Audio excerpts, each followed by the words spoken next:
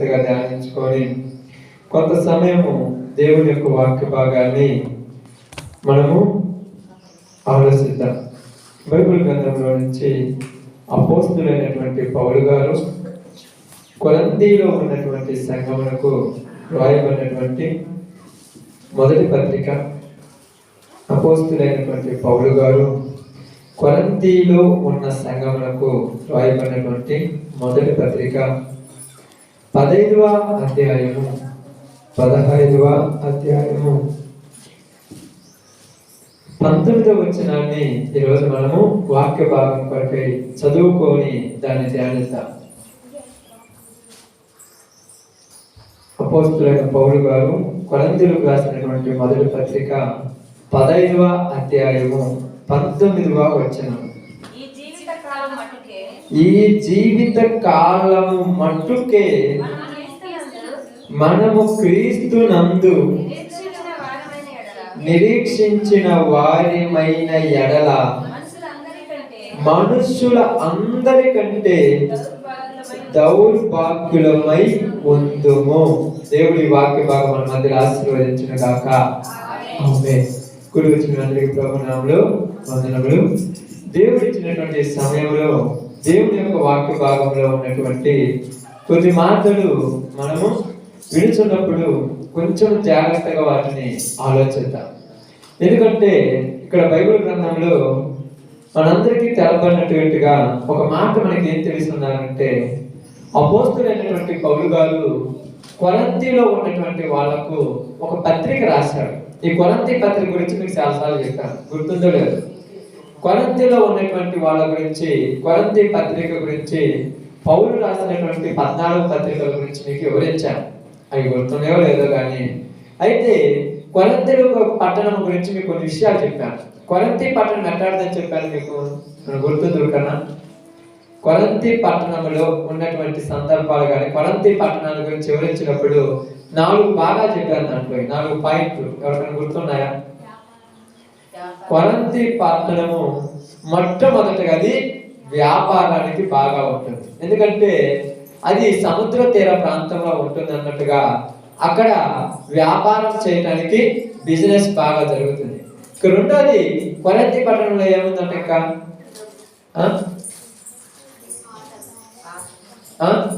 ఆటలు. మంచిది. కొరింథీ పట్టణంలో ఆటలు ఎక్కువగా ఉన్నట్టుగా అక్కడ ఒలింపిక్స్ గేమ్స్ అలాంటివి జరిగినట్టుగా కూడా అక్కడ ఆటలు ఆడటానికి ప్రయాసపడతారని కూడా చెప్తారు. ఇక మూడోది విగ్రహారాధన. విగ్రహారాధన కొరింథీ పట్టణంలో ఎక్కువగా ఉందని మీకు చెప్తారు. ఇక నాలుగోది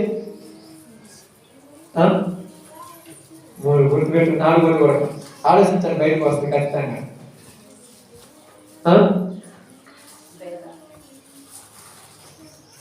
అక్కడే ప్రాముఖ్యమని చెప్పాను. నాలుగోది ఏంటంటే కొరింథీ పట్టణంలో వ్యభిచారం విచ్చలవిడిగా జరుగుతుందని చెప్పాను. అక్కడ ఒక మనిషికి ఒక మాట రాస్తే ఏమన్నాడంటే, కొరింథీయులకు రాసినటువంటి మొదటి పత్రిక 5వ అధ్యాయం 1వ వచనంలో అక్కడ చాలా చక్కగా రాసినటువంటి మాట ఏంటంటే, ఇదిగో మీ గురించి నేను ఒక మాట విన్నాను. ఏమిటి ఆ మాట అంటే, మీలో ఒకడు తన తండ్రి భార్యను ఉంచుకున్నాడంట. ఇలాంటి దరిద్రమైనది ఎక్కడా కూడా జరగదు అని రాశారు. నేను మీకు ఒక చెప్పింది కరెక్ట్ కాకపోతే చదవండి, మీకు అర్థమవుతుంది. చదవండి కావాలి. ఎందుకంటే బైబిల్ గ్రంథం ఏంటంటే కొద్దిగా కఠినంగానే ఉంటాయి. ఉంచుకున్నాడంట అంటే అర్థమయ్యేటట్టుగా ఇది చెప్తా. తండ్రి భార్య అంటే ఏదో తల్లిని కాదు, కానీ ఇక్కడ పినతల్లి కానీ లేకపోతే పెద్దమ్మ కానీ ఆ తండ్రికి ముందు ఒక భార్య చేసుకున్న తర్వాత ఆమె చనిపోయిన తర్వాత ఒక ఆమె అలా అంటే అంత ఘోరమైన పాపం జరిగేటువంటి ప్రాంతం అది. ఈ కొరింథీలో ఉన్నటువంటి పట్టణంలో సంఘాన్ని ఏర్పరిచాడు పౌలు గారు. కాదండి, దేన్ని సంఘం ఏర్పడింది. సంఘం ఏర్పడిన తర్వాత సంఘానికి హెచ్చరిక లేఖ రాస్తున్నాడు. ఏమని రాస్తున్నాడు అంటే, ఒక మంచి మాట మనం చదివితే ఆలోచించగల చెప్పింది, ఈ జీవిత కాలము మట్టుకే మీరు యేసుక్రీస్తునందు నిరీక్షణ ఉంచిన ఎడల మనుషులందరికంటే దౌర్భాగ్యులై ఉందుము. దౌర్భాగ్యులమై ఉందుము అంటే దౌర్భాగ్యులం అంటే దరిద్రుడా? దరిద్రుడా, పనికి మాలినోడా? అంటే దౌర్భాగ్యుడు అంటే అప్పుడప్పుడు అంటాడు, దౌర్భాగ్యుడు అని అంటాడు కదా. దౌర్భాగ్యుడు అంటే అసలుకి వాటిని దేంతో కూడా పోల్చలేము. కాబట్టి వీళ్ళకు ఎవరు దౌర్భాగ్యుడు, ఎవరు కరెక్ట్ అయినాడు ఈరోజు మనం ఆలోచిద్దాం. ఈరోజు మీరు ఈ పాఠానికి మీరు నీవు దౌర్భాగ్యుడువా అనేటువంటి ఒక మాట మీద మనము దీన్ని చదువుకుందాం. ఎలా అంటున్నాడంటే పౌలు గారు, కొరింథీలో ఉన్న సంఘానికి ఒక విశ్వాసం ఉంది. ఏమిటి ఆ విశ్వాసము? వాళ్ళ విశ్వాసం ఏంటంటే వాళ్ళకు కూడా భక్తి ఉంది, వాళ్ళకు కూడా భక్తి పనులు, వాళ్ళ భక్తి పనులు కానట్ల వాళ్ళలో సంఘం ఉంది, ఆ సంఘంలో కూడా విశ్వాసులు ఉన్నారు. వాళ్ళ విశ్వాసం ఎలా ఉందో పౌలు గారు చక్కగా చెప్తున్నారు. కొరింథీలో ఉన్న వాళ్ళ విశ్వాసం ఎలా ఉందంట? ఎలా ఉందంటమ్మా? ఓకే, బాగుందండి. కొరింథీ సంఘములో ఉన్నటువంటి వాళ్ళ విశ్వాసం ఎలాంటిదంటే చాలా మంచి విశ్వాసమే. ఎలాంటి విశ్వాసం అంటే ఈ జీవిత కాలం మటుకే యేసు ప్రభువుని నమ్మారు. ఈ జీవిత కాలం మటుకంటే బ్రతుకు తెరువు కోసం యేసు ప్రభువుని నమ్మారు. అది బ్రతుకు తెరువు అంటే మీకు తెలుసు కదా, అంటే శరీరం కోసము కానీ, కరువు కష్టాల కోసము కానీ, బాధల కోసము కానీ, సమస్యల కోసం కానీ, ఇబ్బందుల కోసం కానీ, ఇలాంటి వాటి కోసమే వాళ్ళు యేసు ప్రభువుని నమ్మారు కానీ వేరే దాని కోసం నమ్మలేదంట. అలాంటి వాటి కోసం ఎవరైతే యేసు ప్రభువుని నమ్ముతారో వాళ్ళని పౌలు ఏమంటున్నాడు? దౌర్భాగ్యులు అంటున్నారు. మరి దేనికోసం నమ్మాలనేది మన తర్వాత పాయింట్. కానీ ఎందుకు నమ్ముతున్నారు, ఎలా నమ్ముతున్నారు అనేది మీకు బాగా అర్థం కావడానికి యేసు ప్రభు వారు చెప్పినటువంటి మాటలో నుంచే బాగా చూద్దాం. బైబిల్ గ్రంథంలో నుంచి మత్తయి సువార్తలోకి వద్దాం. మత్తయి సువార్త 6వ అధ్యాయము. మీకు రాత్రి దీని గురించి కొద్దిగా ఇన్ఫర్మేషన్ ఇచ్చాను, దాని గురించి పూర్తిగా ఇప్పుడు చెప్తానని చెప్పాను. 6వ అధ్యాయము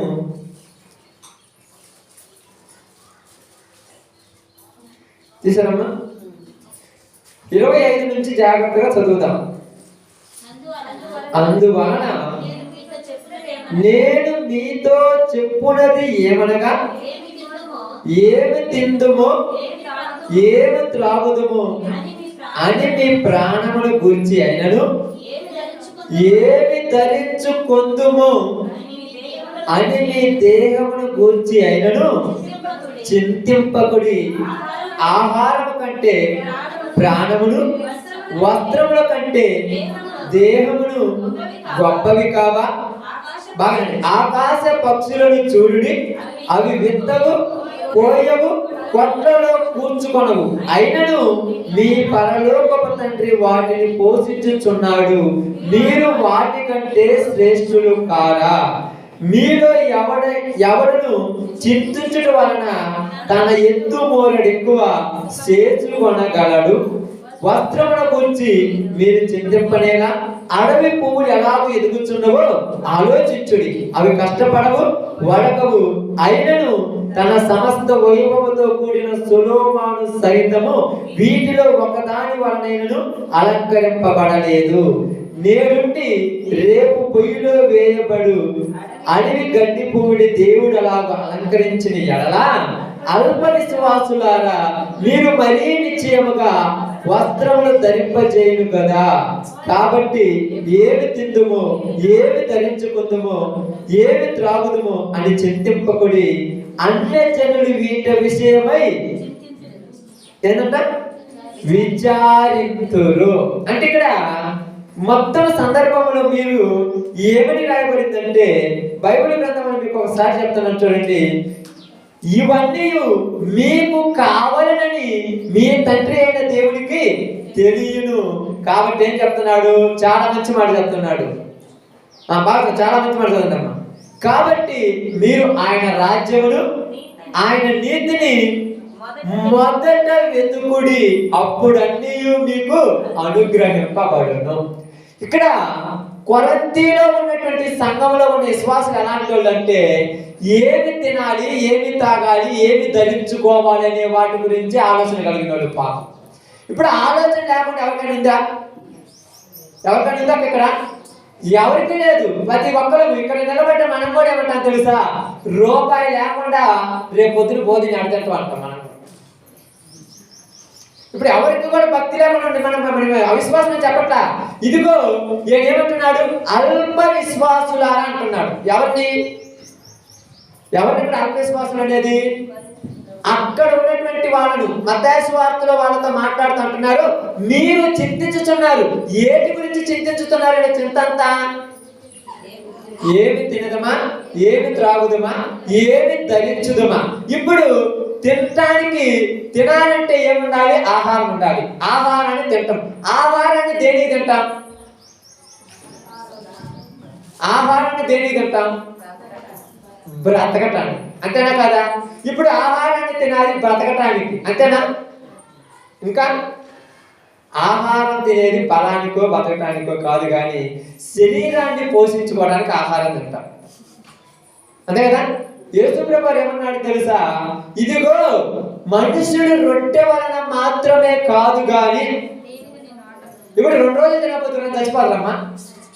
30 రోజులు తినకపోతున్నాం చచ్చిపోతారా? మరి బతకడానికంటే 2 రోజులు 3 రోజులు తినకపోతే చచ్చిపోంగా. మోసే 40 రోజులు ఉన్నాడు 2 సార్లు. 40 రోజులు నీళ్ళు తాగలేదు, ఏం తాగలేదు. నీళ్లు తాగలేదు, కనీసం ఆహారం తినలేదు. 40 రోజులు గాలి పీల్చుకొని ఉన్నాడు. బైబిల్లో 2 సార్లు ఉన్నాడు. యేసు ప్రభు వారు 40 రాత్రులు 40 పగులు ఉన్నాడు. ఏలియా 40 రోజులు ఆహారం తినకుండా ఉన్నాడు. రుజువులు. అందుకొరకని శాస్త్రవేత్తలు కొరక ఇది నిజమా అబద్ధమని ప్రయత్నించడానికి 40 రోజులు ఉంటే వాళ్ళు ఉండగలిగారు. మనిషి ఉండగలడు. కానీ ఇక్కడ యేసు ప్రభు వారు ఏమంటున్నాడంటే, మీరు ఆహారం గురించి ఆలోచిస్తున్నారు. ఆహారం తినాలంటే మొదట ఏముండాలి? శరీరం ఉండాలి. కాబట్టి శరీరం ఉన్నది. శరీరం ఉండాలంటే దానిలో ఏముండాలి? ప్రాణం ఉండాలి. ఇప్పుడు ప్రాణం ఇచ్చేది ఎవరు? నేను. ఇప్పుడు నేను ప్రాణం తీసింది అనుకోండి, ఆహారం కానీ శరీరం కానీ ఉపయోగం ఉందా? ఇప్పుడు నేను ప్రాణం తీసుకుంటాను. ఇప్పుడు దేవుడికి కదా ప్రాణం, మంది కాదుగా. దేవుడు తన ఇష్టం వచ్చినప్పుడు వాళ్ళ ప్రాణాలు తీసుకునే అర్హత ఆయనకు ఉంది. ఇప్పుడు ప్రాణాన్ని తీసేసాను అనుకోండి, ఈ ఆహారం కానీ ఈ శరీరానికి కానీ ఉపయోగం ఉందా? అందుకని ఆయన ఏమన్నాడంటే, ఇదిగో అన్యజనులు విచారపడ్డట్టుగా ఈరోజు జనాలు విచారపడుతున్నారు. అన్యజనులు ఎవరు? దేవుణ్ణి ఎరుగని వారు. ఒకప్పుడు మనం కూడా కన్నజనులమే. ఇప్పుడు బాప్తిస్మం పొందుకున్న తర్వాత, యేసు ప్రభు రక్తంలో కడగబడిన తర్వాత అబ్రహాము సంతానంగా మార్చబడి దేవుని రాజ్యములకు వారసులమయ్యాం. అన్యజనులు అంటే ఎవరైతే భూలోకంలో బతుకుతూ బాగినండి, ఎవరైతే యేసు ప్రభు దగ్గరకు వచ్చినా కూడా వస్త్రాలను గురించి కానీ, ఆహారం గురించి కానీ, త్రాగేటువంటి జలముల గురించి కానీ ఆలోచించి విచారపడతారు. బైబిల్ వీళ్ళని ఏమంటుంది? అన్యజనులు. అంటే దేవుడి మీద నమ్మకం లేని అంటే అన్యజనులు అంటారు. నమ్మిన వాళ్ళు అన్యజనులు అనగా ఇప్పుడు ఏమంటున్నాడు తెలుసు? ఇక్కడ ఏమంటున్నాడు చూడండి. జాలపాము అన్నట్టు చూడండి, మీరు చెప్పుని దేవుడుగా ఏమి తిందుమో ఏమి త్రాగుదమని మీ ప్రాణాల గురించి అయినను. ప్రాణానికి ఏమనుకుంటున్నారు? ఏమి తినాలి, ఏమి త్రాగాలి, ఏమి తినాలి, ఏమి తాగాలి అంటున్నాడు. కాబట్టి తర్వాత ఏమన్నాడు? ఏమి ధరించుకుందుమో అని మీ దేహమును గురించేను చింతింపకుడి. అంటే చింతపడటం అంటే దిగులు పడదు. ఇప్పుడు చాలా మందికి దిగులు పాపం. ఇంటి నిండా కూడా 10 గంటలు వేసుకుంటారు ఇంట్లో బియ్యము. మరి పొద్దున ఏం వండుకోవాలంట ఉండాలి చెప్పండి. పొద్దున పోయి మధ్యాహ్నం రాగానే చాలా మంది ఏమంటారు తెలిసి, ఇంట్లో పాపం అక్క మీరు కదా పాపం చాలా మందికి ఏమంటారు తెలుసా? సాయంత్రానికి ఏం వండాలి? ఇంట్లో ఏం లేవా? ఉన్నాయి, కానీ వండాలంటే ఆలోచన. ఏం వండితే రుచి దొరుకుతుంది. రుచి గురించి ఆలోచన ఎందుకు తెలుసా? ఆహారానికి మంచిది, శరీరానికి రుచికరంగా ఉండాలి, ఎక్కువ తినాలి. ఎందుకు? ఎక్కువ తింటే ఎక్కువ రోజులు బతుకుతురా. బాగా ఎక్కువ తింటే ఎక్కువ రోజులు బతుకుతురా. ఇప్పుడు చింత, ప్రతి దాని గురించి చింత. ఈ నెల అయిపోతే వచ్చే నెల, అంటే ఈ నెల అయిపోయిన దాని గురించి ఆలోచిస్తున్నా, వచ్చే నెల కూడా నువ్వు బతుకుతావా? అంత నమ్మకం ఉందా? అదే అంటున్నాడు, ఇదిగో ఏమి ధరించుకుందామని మీ దేహమును కూర్చేనను చింతింపకుడి. ఇప్పుడు ధరించుకునే వాళ్ళ గురించి కూడా చింత పాపం చాలా మందికి. ఇంట్లో అన్ని ఉంటాయి కానీ బట్టలు రేపు పొద్దున వేసుకోవడానికి అలా బట్టలు ఉండవు. ఎన్నున్నాయి నాకు తెలిసి, కనీసం నాకు తెలిసి ఎన్ని ఉంటాయో కూడా తెలియదు.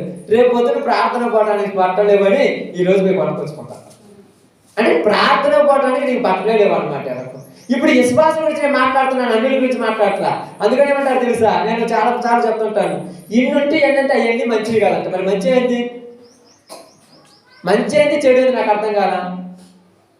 అంటే మంచి కాదంటే అంటే దేహానికి ఏమాంటిది ఉపయోగిస్తే అందంగా ఉంటుందో ఏడ గురించి చింత తగ్గితే ఏమన్నా ఉంటుందా, ఏడ గురించి చింత తగ్గుతా. అందుకని దేవుడు ఏమంటున్నాడు తెలుసు ప్రభువారు, ఆహారం కంటే ఏమి గొప్పది, ప్రాణం. ఆహారం కంటే ప్రాణం గొప్పది, వస్త్రం కంటే. ఇప్పుడు ఈ రెండు ఎవరు ఇచ్చారు, నేను ఇచ్చాను.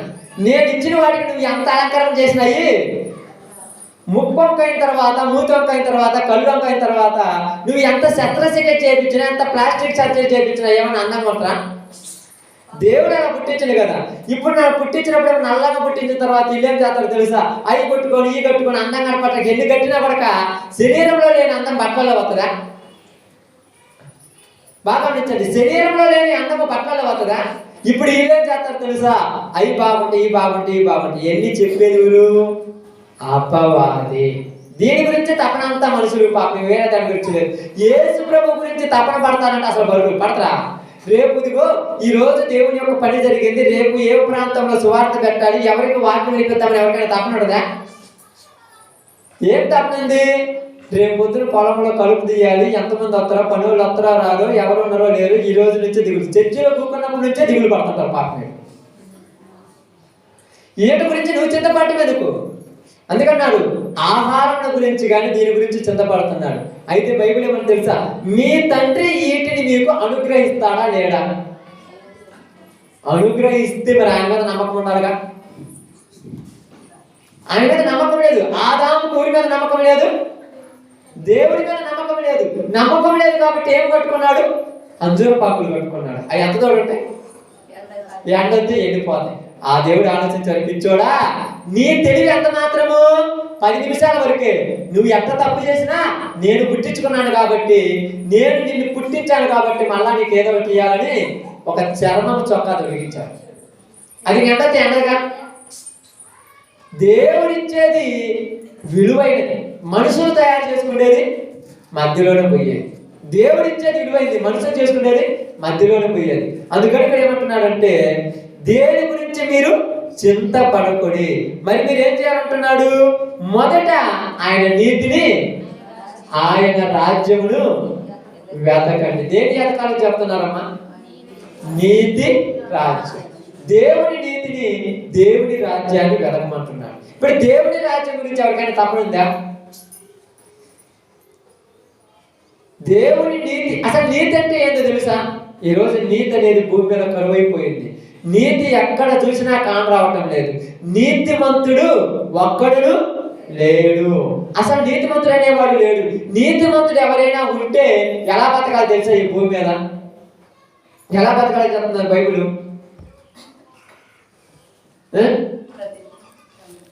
పేతురు రాసిన పత్రికలోనే పోతా, మీకు అర్థం కావడానికి చెప్తాను. ఎవరైనా నీతిమంతులు ఉంటే ఎలా బతుకుతారో చూద్దాం. 2 పేతురు 2వ అధ్యాయము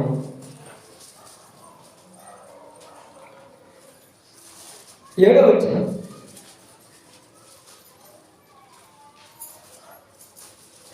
దుర్మార్గుల కామ వికార యుక్తమైన నడవడి చేత బహు బాధపడిన నీతిమంతుడగు లోతును తప్పించను. ఆ నీతిమంతుడు వారి మధ్య కాపరముండి తాను చూచిన వాటిని బట్టి, వినిన వాటిని బట్టి వారి అక్రమమైన క్రియల విషయములో దినదినము నీతి గల తన మనసును. ఇప్పుడు ఇతనికి దేని గురించి బాధ ఉంది? ఇప్పుడు మనకు దేని గురించి బాధ ఉంది? ఏమి తినాలా, ఏమి తాగాలా, ఏమి సంపాదించుకోవాలా, ఏమి ధరించుకోవాలని మనకు బాధ ఉంటే, లోతుకు దేని గురించి బాధ ఉందంట? అయ్యో ఈ మనుషులందరూ పాడైపోతున్నారు, ఈ మనుషులందరూ పాపంలో ఉన్నారు, ఇది ఎప్పుడు మారాలి, ఇది ఎప్పుడు బాగుపడాలని ఆయనకు రోజు నిద్ర పట్టడం లేదు, తినడానికి కూడా తినబుద్ధి కూడా కావటం లేదు. వీళ్ళు మారితే బాగుండాలి, దీని విషయమై ఆయన బాధపడుతుంటే, మరి ఈ రోజు ప్రజలు దేని విషయమై బాధపడుతున్నారు? ఇప్పుడు దేని విషయమై బాధపడుతున్నారు? తినటము, తాగటము, తాగించుకోవటం గురించి బాధపడుతున్నారు. అందుకని యేసు ప్రభువు అంటున్నారు చూడండి, సొలొమోను కొడుక అడవి గడ్డి పువ్వుని అలంకరించినట్టుగా సొలొమోను కొడుకు నేను అలంకరించాల. ఎందుకంటే దేవుడు వాటికి ఏదైనా ఇయ్యగలడు. వాటికి ఇచ్చినోడు మీకు ఇయ్యలేడా అంటే ఓపికతో చూడలేగా, నమ్ముతుమా? అబ్రహాము తన కుమారుడైన ఇస్సాకును బలిపీఠం మీద పెట్టి కత్తి పైకి తన వరకు విశ్వాసం ఉన్నదంటే మామూలు విషయమా? మనం మధ్యలో పోయిన తర్వాత 50 సార్లు ఎదురు చూస్తాం, వత్తదో రాదో దేవుడు అని. అసలు రాకపోతే చివరికి పోయిన తర్వాత రాలేదని అనిపోతాం. కానీ ఆయన చివరి దాకా వెయిట్ చేశాడు, ఇచ్చేశాడు అంతే. కాబట్టి దేవుడు నీకు ఆ టయానికి అది అనుగ్రహిస్తాడని ఆయన ఇచ్చేంత వరకు మనం ఎదురు చూడాలి. అందుకని ఇక్కడ ఏమంటున్నారు తెలుసా, మనము దేవుని బిడ్డలమైతే కొరంతిలో ఉన్న సంఘం ఏం చేస్తుందంటే వ్యర్థమైన వాడి గురించి ప్రార్థన చేస్తుంట. కొద్ది గ్రూపులు ఉదయం లేచింది సాయంత్రం దాకా వాళ్ళ ప్రార్థన అంతా దేని గురించి అంట, వ్యర్థమైన వాటి గురించే. అదే మత్తయి సువార్తలో అనుకుంటే అదే 6:19 వచ్చిన చూద్దాం, మీకు అర్థం కావడానికి. ఇక్కడ స్పష్టంగా యేసు ప్రభువు చెప్పాడు. 19 నుంచి చెప్పాను, చదవండమ్మా. భూమి మీద మీ కొరకు ధనము కూర్చుకొనవద్దు, ఇక్కడ చిమ్మటయు తుప్పెను తినివేయును దొంగలను కన్నమ వేసి దొంగిలెదరు. పరలోకమందు మీ కొరకు ధనము కూర్చుకొనుడి, అచ్చడి చిమ్మటైనను తుప్పైనను దానిని తినివేయదు, దొంగలు కన్నమ వేసి దొంగలరు. నీ ధనం ఎక్కడ ఉండునో అక్కడే నీ హృదయం ఉండును. దేహమునకు దీపము కన్నే కనుక నీ కన్ను తేటగా ఉండని ఎడల నీ దేహమంతయు వెలుగుమయమై ఉండును. నీ కన్ను చెడినదైతే నీ దేహమంతయు చీకటిమయమై ఉండును. నీలో నున్న వెలుగు చీకటై ఉండిని ఎడల ఆ చీకటి ఎంతో గొప్పది. దేవునికి స్తోత్రం కలుగును గాక. నీలో ఉన్న వెలుగు మారిన నువ్వు, దేవుడే నన్ను బతికించాడన్న నువ్వు మళ్ళా వ్యర్థమైన వాడి కోసం పోతుంటే ఇప్పుడు బతికించింది నిన్ను ప్రాణాపాయ స్థితిలో దేవుడి దగ్గరికి వచ్చిన తర్వాత నువ్వు అందరి దగ్గర పోయి ఏం చెప్పావు తెలుసా, ఈ రోజు నేను బతికానంటే ఎవరి వల్ల? దేవుడి వల్లే అని నువ్వు ఈరోజు మళ్ళా ఏటి కోసం ప్రయాసపడుతున్నావంట? భూమి మీద ఉన్న ఈ 4 రోజుల కోసమే. మనిషి తప్పడంతా దీనికోసం తప్పితే ఏమనుందా? నీ ధనం ఎక్కడుండునో నీ హృదయము అక్కడే ఉండు. మనమేమంటామంటే రెండింటినీ ప్రేమిస్తామంటాం. యేసుప్రభువు ఏమన్నాడు తెలుసా, ఎవడును 2 యజమానులకు దాసులుగా ఉండనేరడు. ఒకరిని ప్రేమిస్తాడు, ఇద్దరికి దాసులు ఉంటారమ్మా. దేవుడినన్నా ప్రేమించాలి, సిరినన్నా ప్రేమించాలి. రెండింటినీ ప్రేమిస్తున్నామంటే కుదిరిద్దా? కాబట్టి మనుషులు విశ్వాసుల గురించి మాట్లాడుతున్నామ్మా, జాగ్రత్త అండి. విశ్వాసులమైన మనము దేవునిలోకి వచ్చిన తర్వాత దేని గురించి నీ ఆలోచన ఉండాలి? ఈ లోకము గురించి అసలు ఆలోచించదు. ఎందుకంటే ఈ లోకము విశ్వాసులకు తగినది కాదు. మనకి ఇది అసలు తగినది కాదు. దీంట్లో మనం ఉండాలన్నా మనం అలా కాదంట. లోతు ఉంటే లోతు నుండిచ్చట. లోతు ఉన్నంత కాలం అతనికి ఏంటంట, నొప్పించుకుంటున్నాడు. ఎప్పుడు ఏడవటమే, ఎప్పుడు దుఃఖపడటమే, ఎప్పుడు బాధపడటమే. వీళ్ళు ఎప్పుడు మారుతారని ఏ రోజు కూడా ప్రశాంతంగా నిద్రపోయినాడు కాదు. మరి లోకంలో ఉన్న వాళ్ళు ఎలా ఉన్నారు? వాళ్ళు కూడా లోకంలో వాటి గురించి ఏ రోజు కూడా ప్రశాంతంగా ఉండేవాళ్ళు. లోకంలో వాళ్ళ గురించి వాళ్ళ తపన కొడక, అందరి తపన అంతే, అందరి ఆలోచన అయితే. ఇప్పుడు బైబిల్ గ్రంథం మనకి ఏం చెప్తుందంటే, ఇదిగో అనేకములు దేవుడి యొక్క మార్గానికి తప్పించడానికి కారణాలు అయిపోయినాయి. మొట్టమొదటిది ఏంటంటే, భూమి అనేటువంటి ఈ యొక్క భూమి మీద ఉన్నటువంటి అధికారము ఎవరి చేతికి ఇచ్చింది? ఈ భూమి మీద అధికారం ఎవరని చెప్పారా మీకు? ఈ దుష్టుడి చేతిలో ఉన్న దానికోసమే కష్టపడుతున్నామా, దేవుడి చేతిలో ఉన్న దానికోసం కష్టపడుతున్నారా? మనం కష్టపడుతుంది కదా దేనికోసం? భూమి మీద ఉన్న మహిమ, భూమి మీద ఉన్న పెత్తనము, భూమి మీద ఉన్న అధికారం ఎవరని చెప్తుంది? లోకాసు వార్త 4:5-6 చదివితే చూడంట, భూమి దుష్టుడి చేతికి అప్పగించబడింది. ఇదంతయు నాది, ఈ రాజ్యం మహిమ నాది, నువ్వు నాకు మొక్కితే నేను నీకు దీన్ని చెప్తాను. ఎన్ని రోజులకి? బతికినంత కాలం. అంతే కదమ్మా, అంతే కదా. పాపం మీరు కష్టపడరు, పాపం వీడికి వచ్చి నిద్రపోవడానికి ఇది కావాలి. మళ్ళీ మన శుభ్రం ఉంటారు కదా, 500 రూపాయలు వచ్చాయి. ఎట్లా పోయేది నరకానికి కాబట్టి 500 ఈ రోజు తాగి తిని తందనాలు ఆడచ్చు. పోయేది ఆడికంతే, పెళ్ళలోకి రాదు. నిజంగా చెప్తున్నాను, నేను రాత్రి చెప్పాను, యథార్థంగా చెప్తున్నాను. ఏదో దాచిపెట్టుకొని మీరేదో మెచ్చుకోవాలని చెప్పను, దాచిపెట్టుకోవాలని అవసరం లేదు, నిజంగా ఉన్నదన్నట్టు చెప్పాలి. ఇంకా ఎందుకు ఎంత తపన పడుతున్నాను ఆలోచించండి. బైబిల్ ఏం చెప్తారు ఇక్కడ? అదే చెప్తున్నాను. భూమి దుష్టుడిది. ఈ భూమి మీద ఉన్న అధికారాలు, భూమి మీద ఉన్నటువంటి మహిమ, భూమి మీద ఉన్నటువంటి పెత్తనము. ఇప్పుడు నువ్వు దేనికోసం కష్టపడుతున్నావు?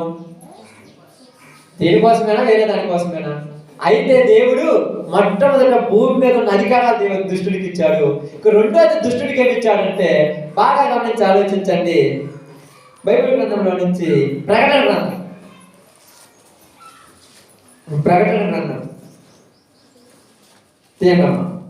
అంటే మనుషుల మీద మన అందరికీ ఉన్నటువంటిది. ఇప్పుడు విశ్వాసంలో ఉన్నటువంటి జ్ఞానం గురించి బైబిల్ చెప్తుంది. ఇక్కడ కొరింథీలో ఉన్న వాళ్ళకు ఉన్న విశ్వాసం ఇక్కడ మనలో చాలా మందికి ఉన్నది చెప్తుంది. ప్రకటన గ్రంథము 13వ అధ్యాయము 13, 14 వచనాలు మా జాగ్రత్త వినండి. అది ఆకాశం నుండి భూమికి మనుషులు ఎదుట అగ్ని దిగి వచ్చినట్టుగా గొప్ప సూచనలు చేయుచున్నది. కత్తి దెబ్బ తినియు బ్రతికిన ఈ క్రూర మృగమునకు ప్రతిమలు చేయవలనని అది భూనివాసులతో చెప్పుచు ఆ మృగము ఎదుట చేయుటకు తనకీయబడిన సూచనల వలన భూనివాసులను. ఇప్పుడు మొట్టమొదటిది, అపవాది మనుషుల్ని ఎలా లోపరుచుకున్నాడంటే భూమి మీద ఉన్నటువంటి ధనముతోను, ఆహారంతోను, వస్త్రములతోను. వీటి మీదే మీరు ఆలోచించండి, యేసు ప్రభు గురించి మీరు ఆలోచించొద్దని మొట్టమొదటి ఇలా పెట్టేసింది. నీవు ఈ దినాన్ని వరకు కూడా యేసు ప్రభుని నమ్మిన తర్వాత ఏట కోసమే తపన పడుతున్నావు అంటే దౌర్భాగ్యులమే. మరి లేకపోతే ఎట్లంటే దేవుడికి తెలుసుగా. 40 సంవత్సరాలు, బాగా ఎన్ని సంవత్సరాలు? 40 సంవత్సరాలు. ఎంతమంది? 6 లక్షల మంది కంటే ఎక్కువ మంది జనాన్ని ఒక్క రోజైనా పనిచేసారు. అలుగురైనా ఎవరు పోషించాడు? మరి ఇప్పుడు మనం చేయకుండా మనం పోషిస్తామంటే నువ్వు దేవుడి పనిలో ఉంటే పోషిస్తావు. నువ్వు దేవుడి పనిలో లేవుగా. పొద్దు గూగులు ఇంటికాడ కూర్చొని టైం పాస్ కోసం సినిమాలు చూసుకుంటూ వాళ్ళతో వీళ్ళతో ముచ్చట్లు పెట్టుకుంటూ నాకు సాయంత్రానికి పోగట్లేదని ప్రభు అంటే పెడతాడు. దేవుడి పనిలో ఉంటే పెడతలేవు. వాడు దేవుడిలో ఉంటే వాడు చేశాడు. నువ్వు కూడా పొద్దుగుమ్మ దేవుడి పనిలో ఉంటే చేస్తాడు. మరి అందుకని ఏం చేస్తాడో తెలుసా? దేవుడి పనిలో లేవు కాబట్టి ఉన్న కాలం కొద్దిగా టైం పాస్ చేసుకుంటానికి పని చేసుకుంటాడు అంతే. దేవుడి పనిలో ఉంటే అలా చేస్తాడు. కాబట్టి ఇక్కడ మొట్టమొదటిది భూమి మీద ఉన్నటువంటి ఏట కోసం మనుషులు ప్రయాసపడేటట్టుగా విశ్వాసం నుంచి ఏం చేసింది? తప్పించింది. ఇక రెండోది ఏం చేస్తుందంట? రెండోది ఏం చదివా ఇక్కడ? ఆకాశం నుంచి అగ్ని దిగివచ్చినట్టుగా సూచక క్రియలు చేయుటకు దానికి దేవుడు ఏమిచ్చాడంట? అధికారం ఇచ్చాడు. ఏం చేస్తుంది? సూచక క్రియలు. ఎందుకు చేయాలి సూచక క్రియలు? ఆ భూమి మీద ఉన్న మిమ్మల్ని మోసం చేయడానికి. రెండోది దానికి ఉన్న ప్రయోజనం ఏంటంట? సూచక క్రియలు. సూచక క్రియలు అంటే తెలుసా? సూచక క్రియలు అంటే తెలుసా?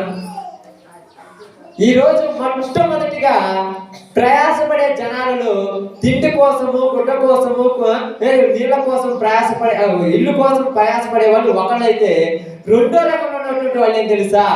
శరీరంలో ఉన్నటువంటి జబ్బుల కోసం వచ్చే వాళ్ళు ఎక్కువ మంది. ప్రార్థనలు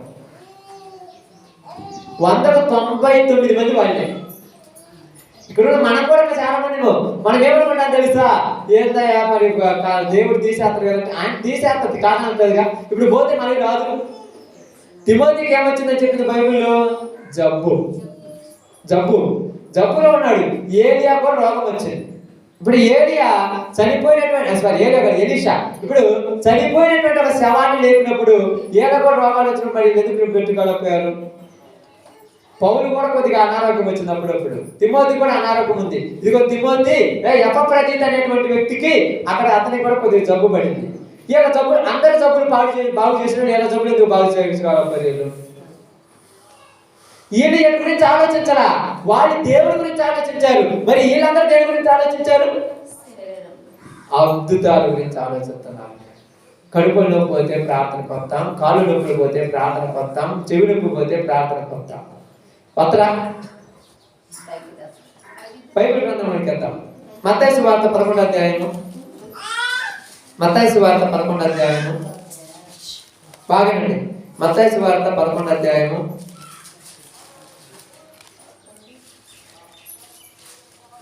11వ అధ్యాయము 20వ వచనం జాగ్రత్త చదువుదాం. పిమ్మట ఏ ఏ పట్టణములలో ఆయన విస్తారమైన అద్భుతములు చేసెను, ఆ పట్టణముల వారు మారు మనసు పొందకపోవటము వలన ఆయన వారిని గద్దింపసాగెను. బాగానండి. ఏ పట్టణాలలో అయితే యేసు ప్రభు ఎన్ని అద్భుతాలు చేశారంట? విస్తారంగా అద్భుతాలు చేశారు. అద్భుతాలు అయితే పొందుకున్నారు, కానీ జనాలు ఏం కాలేదంట? మారు మనసు పొందల. మనసు మారాల్సిన పనిలా అద్భుతాలు జరగాలి. ఇప్పుడు జనాలకు జ్వరం వస్తే పోవాలి, కాలు నొప్పులు వస్తే పోవాలి, కడుపు నొప్పి వస్తే పోవాలి. ఎందుకంటే టాబ్లెట్ కొనాలంటే రూపాయి కదా ఊరి పెట్టాలి. ఇడికొస్తే ఓరగా పోతుందిగా. హాస్పిటల్ పోతే 5,000 అయిపోతాయి డెంగ్యూ జ్వరం వస్తే. ఇడికొచ్చి ప్రార్థన చేస్తే ఓరగా పోతుందిగా. ఎంత మాయ నేర్చుకున్నారు లోకంలో. ఓరకపోయే కాడికే వస్తారు కానీ కష్టపడేదానికి. నీకు ఇదిగో జబ్బు యేసు ప్రభు బాగొట్టాడు కదా, హాస్పిటల్లో ₹1,00,000 బిల్లు వేసాడు, 7 లక్ష కట్టమంటే కడతారా? నాకేం పడయా అంటే ఎంత బాగున్నామో చూడండి. దేవుని యొక్క మాటను ఆలోచించేటువంటి వారు కలువైపోయారు. అందుకని ఇక్కడ ఏం చెప్తున్నారంటే, విస్తారమైన అద్భుతములు చేసిన పట్టణాలలో కూడా జనాలు ఏం కాలేదంట? మారు మనసు పొందడం. మరి అద్భుతాలు అయితే పొందుకున్నారు, మనసు మారిందా? బాగుపడిన తర్వాత అసలు బాగుపడతారు. ఇప్పుడు అదే చెప్తుంది ఇక్కడ, బాగా గమనించి ఆలోచిద్దాం. మనస్సు మారలేదు. అయితే ఇప్పుడు మనస్సును దేనికి లోపడతారు అనుకుంటున్నారు? అద్భుతాలకు లోపడే వాళ్ళు ఎక్కువ ఈ రోజుల్లో 100కు 99 మంది వాళ్ళే. కాబట్టి ఇప్పుడు అపవాది కూడా దేవుడి దగ్గర పోయి ఏం పొందుకుంది? అద్భుతాలు చేసే శక్తి నాకి. అది చేస్తుందా? దానికి ఆ శక్తి ఉందా? దేవుడు ఇచ్చాడు దానికి. ఎలా చేస్తారని చూడండి, బాగా గమనించి ఆలోచించండి. బైబిల్ గ్రంథంలోనికి వెళ్తే ఒకసారి మనం చూద్దాము. బైబిల్ గ్రంథంలోనికి వెళ్తే తెస్సలోనికి రాసినటువంటి రెండో పత్రిక తెస్సలోనికి రాసినటువంటి రెండో పత్రిక 2వ అధ్యాయము 11వ వచనాన్ని జాగ్రత్తగా చదువుతాం. ఎందుచేత సత్యమును నమ్మక దుర్నీతి యందు అభిలాష గలవారందరూ శిక్షావిధి పొందుటకై అబద్ధమును నమ్మునట్లు మోసము చేయి శక్తి దేవుడు వారికి పంపి ఉన్నాడు. ఎవరికి? మోసం చేసే శక్తి దేవుడు వారికి పంపాడంట. ఎవరికి పంపాడు? మోసం చేసే శక్తి ఎవరికి ఇచ్చాడంట దేవుడు? సత్యమును నమ్మక దుర్నీతి యందు అభిలాష గలవారు అందరూ శిక్షావిధి పొందుటకై మోసం చేసే శక్తి దేవుడు ఎవరికి ఇచ్చాడంట? అపవాదికిని, వాణి దూతలకు. అబద్ధ బోధకులు, అబద్ధ క్రైస్తవులు, అబద్ధపు ప్రవక్తలు, దొంగ అపోస్తులు, ఇలాగ దేవుడు ఏమి ఇచ్చాడంట? మోసం చేసే శక్తి. ఎలా మోసం చేస్తారు? గారడీలు చేసి మోసం చేసేవాళ్ళు ఈరోజు ఎక్కువైపోయారు. గారడీలు చేసి, మాయలు చేసి, అద్భుతాలు చేసి మోసం చేసేవాళ్ళు ఎక్కువైపోయారు.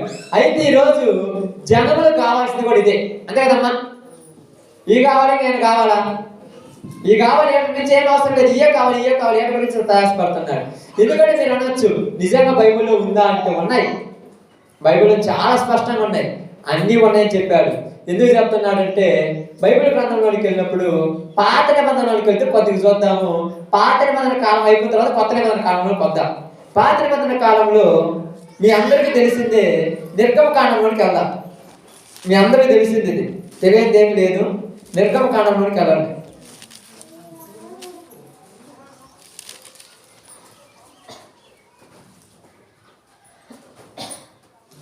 నిర్గమకాండంలోకి వచ్చారమ్మా. వచ్చిన తర్వాత అక్కడ 7వ అధ్యాయంలోనికి రండి. 7వ అధ్యాయము 11వ వచనం నుంచి జాగ్రత్తగా చదువుతాం. అప్పుడు ఫరో తన విద్యాంసులను మంత్రకులను పిలిపించను, ఐగుప్తు శకునుగాండ్రు కూడా తమ మంత్రముల చేత అలాగు చేసిరి. వారిలో ప్రతి వాడును తన కర్రను పడవేసినప్పుడు అది సర్పమాయను గాని అహరోను కర్ర వాటి కర్రను మింగివేయగా. బాగానండి. ఇప్పుడు దేవుడు మోసే అహరోను ఏర్పరచుకున్నాడు. ఏర్పరచుకున్న తర్వాత, అయ్యా ఫరో మా మాట వినడు, అక్కడ ఉన్న మనుషులు కూడా మమ్మల్ని నమ్మరంటే, వాళ్ళు నమ్మాలంటే నీ చేతిలో కర్ర కింద ఏమన్నారు? కర్ర కింద ఏమైంది? పాము అయిపోయింది.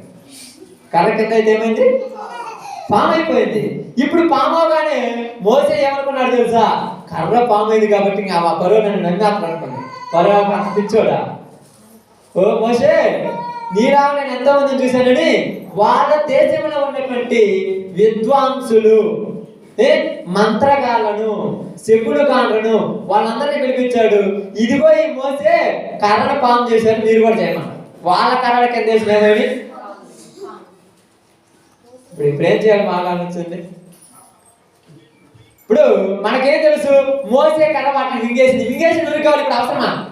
ఇప్పుడు ఏమన్నా తెలుసు? పరు మోసే, నువ్వు కర్రను పాము చేసినట్టే వీళ్ళు కూడా చేశారు, ఈ మంత్రాలకు నేను మారుతాను అనుకున్నావా? ఇదేదో కర్ర కిందేసి పాముని చేసి ఈ జనాలను దేశపోవాలని అనుకున్నావా?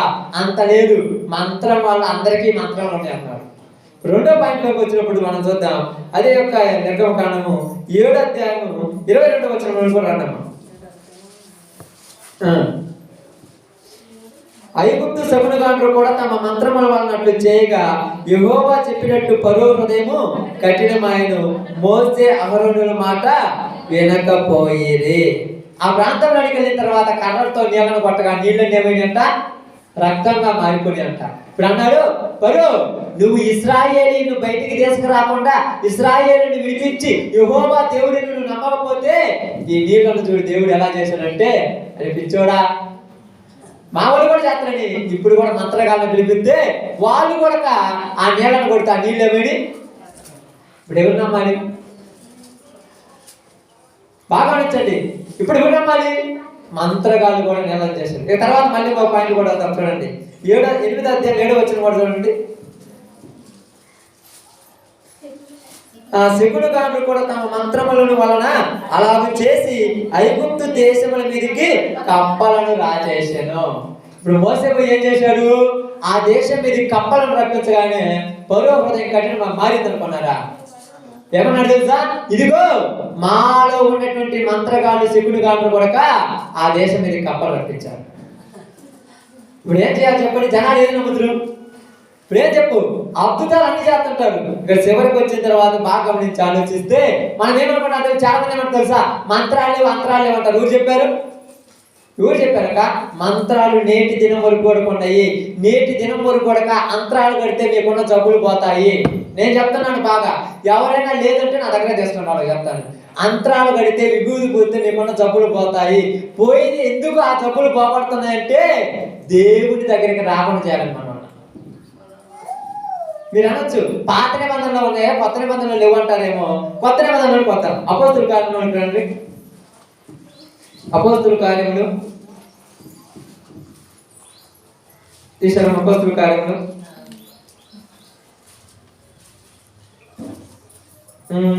19వ అధ్యాయం 19వ అధ్యాయం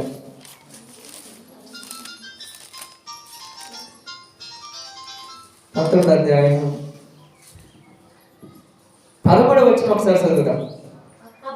అప్పుడు దేశ సంచారులను మాంత్రికులైన కొందరు యూదులు పౌలు ప్రకటించి యేసు తోడ మిమ్మల్ని ఉచ్చాటన చేయుచున్నాను మాట చెప్పి దెయ్యములు పట్టిన వారి మీద ప్రభువైన యేసు నామమున ఉచ్చారించుటకు పూనుకొనిరి. ఇక్కడ ఏం చేశారు? మంత్ర వాళ్ళు కూడా ఏం ప్రయోగిస్తున్నారు? ఇక్కడ ఏం ప్రయోగిస్తున్నారమ్మా? మంత్రాలు పక్కన పెట్టి ఇప్పుడు ఏం చేస్తున్నారు? యేసు ప్రభు నామమున వెళ్ళిపో అని చెప్తున్నారు. ఎందుకు? మంత్రాలతో పానీయాలి కానీ మరి యేసు ప్రభు నామం ఎందుకు? బాగా గమనించండి. మంత్రాలు చేస్తే పోవాలి, మరి యేసు ప్రభు నామం ఎందుకు? అర్థమైంది? బాగా ఆలోచించండి. మోసం చేయటానికి జనాలు అపవాది. మోసం చేయడానికి. ఇక్కడ బాగా నుంచి ఆలోచిస్తే అపోస్తుల కార్యములను మనం వచ్చినప్పుడు చూసినప్పుడు వాళ్ళు ఏమంటున్నారు తెలుసా? యేసు ప్రభు నామములో దెయ్యం వెళ్ళిపోమంటున్నారు మంత్రగాళ్ళు. మంత్రాలతో పంపితే పోదిగా. ఇప్పుడు మంత్రాలు నమ్మట్లా, యేసు ప్రభు నమ్ముతున్నారు కాబట్టి ఈ దారిలోకి వచ్చారు మన జనాలందరూ కూడా. ఇదే దారి. ఎందుకంటే యేసు ప్రభువులోకి వచ్చి మంత్రాలు చేసి దెయ్యాలు నిలబట్టడం కానీ, ఆయిల్ పూసి దెయ్యాలు నిలబట్టడం కానీ, లేకపోతే జాంకాయలు ఇచ్చి దెయ్యాలు నిలబట్టడం కానీ, నూనె పోసి దెయ్యాలు నిలబట్టడం కానీ. ఇప్పుడు ఈ జనాలు ఎంత పిచ్చోళ్ళు తెలుసా? ఈ నూనె డబ్బా కొంటే ఎంత ఉంటుందమ్మా? 20 రూపాయలు 30 రూపాయలు. ఇదే నూనె డబ్బా వాళ్ళ దగ్గర కొనాలంటే 300 ఉంటుంది తెలుసా? ఏ దాంట్లో ఉన్న ప్రాధాన్యత ఏంటి, దీంట్లో లేనిదేంటి చెప్పండి? ఇప్పుడు దాంట్లో ఉన్నది ఏంటి, దీంట్లో లేనిదేంటి? ఇప్పుడు లోకంలో జనాలు దేనికోసం ప్రయాసపడతారు తెలుసా? ఈ యొక్క రోగాలు పోవాలంతే. భక్తితో పని లేదు, వాక్యంతో పని లేదు, రోగాలు పోతేసాడు ఆడే దేవుడు. గారెడికి చేసే సీమోను గురించి కూడా మీకు చెప్పానుగా. వాడిని కూడా అందరూ ఏమంటున్నాడు? దేవుడు మహాశక్తి అనబడిన వాడు ఇతడే ఇతడే ఇతడే. అతను అందరూ పొగుడుతున్నారు. ఈ రోజులలో మనం దౌర్భాగ్యులం అని అనిపించుకుంటున్నామంటే కారణం ఏం తెలుసా? నువ్వు లోకంలో శరీరం కోసం దేవుడిని నమ్ముతున్నావు. మా దేనికోసం నమ్ముతున్నారు? శరీరం కోసం నమ్ముతున్నాం. కాళ్ళు నొప్పులు పోవాలి, కడుపు నొప్పులు పోవాలి. నేను చెప్తున్నాను, పోవాలని చెప్పట్లా, పోతాయి. మళ్ళీ రాదా? మళ్ళీ రాకపోతే చెప్పండి, శాశ్వతంగా చూసేద్దానికి ఏదన్నా అంటే. మీరు రాకపోతే ఎందుకు? ఈ రోజు నాకు ఒక కడుపు నొప్పి వచ్చింది అనుకోండి, పోద్ది. ప్రార్థన చేస్తే పోద్ది. నేను పోదని ఎప్పుడు చెప్పట్లా, పోద్ది. పోతే మళ్ళీ రాదా? ఇప్పుడు దీనికోసమే వచ్చేవాళ్ళు ఎక్కువ. కడుపులో పోతే ప్రార్థన పోతారు చాలా మంది తెలుసా? కాళ్ళు నొప్పులు వస్తే ప్రార్థన పోతారు తెలుసా? ఇంట్లో మళ్ళీ బాగా లేకపోతే ప్రార్థన పోతారు తెలుసా? కుటుంబంలో సమస్యలు వస్తే ప్రార్థన పోతారు తెలుసా? ఎందుకంటే ప్రార్థన పోతే పోయిన తర్వాత మళ్ళా వచ్చినప్పుడు చూద్దాంలే. అందుకని నేనేం చెప్తున్నానంటే, అలాంటి వాళ్ళు ఇంటికి రావద్దు. అంతరాలు ఉన్నాయి, మంత్రాలు ఉన్నాయి, అయిపోయేసుకోండి. విభూతి పెట్టుకోండి, తప్పలేదు, పెట్టుకొని అక్కడే ఉండండి. ఈడికి వచ్చి ఆయన పేరు ఎందుకు పాటు చేస్తాం? ఇన్ని అద్భుతాలు చూసిన వాళ్ళకి ఏమి లేదంట, ఏం లేదంటమ్మా. మారు మనసు ఎంతమంది వస్తున్నారు తెలుసుగా?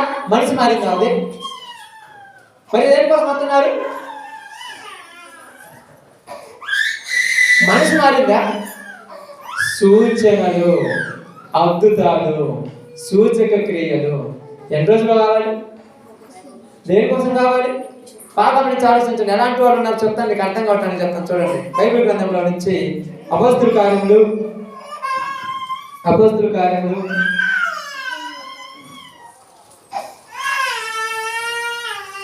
16వ అధ్యాయము. అపోస్తుల కార్యములు 16వ అధ్యాయము తీసారమ్మా. 16వ వచనం నుంచి జాగ్రత్తగా చదువుతాం. మేము ప్రార్థనా స్థలమునకు వెళ్ళుచుండగా పుతోను అను దెయ్యము పట్టినదై సోద చిమ్ముట చేత తన యజమానులకు బహులాభము సంపాదించుచున్న ఒక చిన్నది మాకెదురుగా వచ్చాను. ఒక యజమానుడు ఏం చేశాడంటే, పుతోను అనేటువంటి దెయ్యం పట్టినటువంటి చిన్నదాన్ని తీసుకొచ్చి ఉన్నది వాళ్ళ ఇంట్లో. ఇప్పుడు ఆ చిన్నదానికి ఏం పట్టింది? దెయ్యం పట్టింది. పట్టింది ఏంటిది? దెయ్యం. ఇప్పుడు ఈ దెయ్యం బట్టి ఆమె ఏం చెబుతుంది?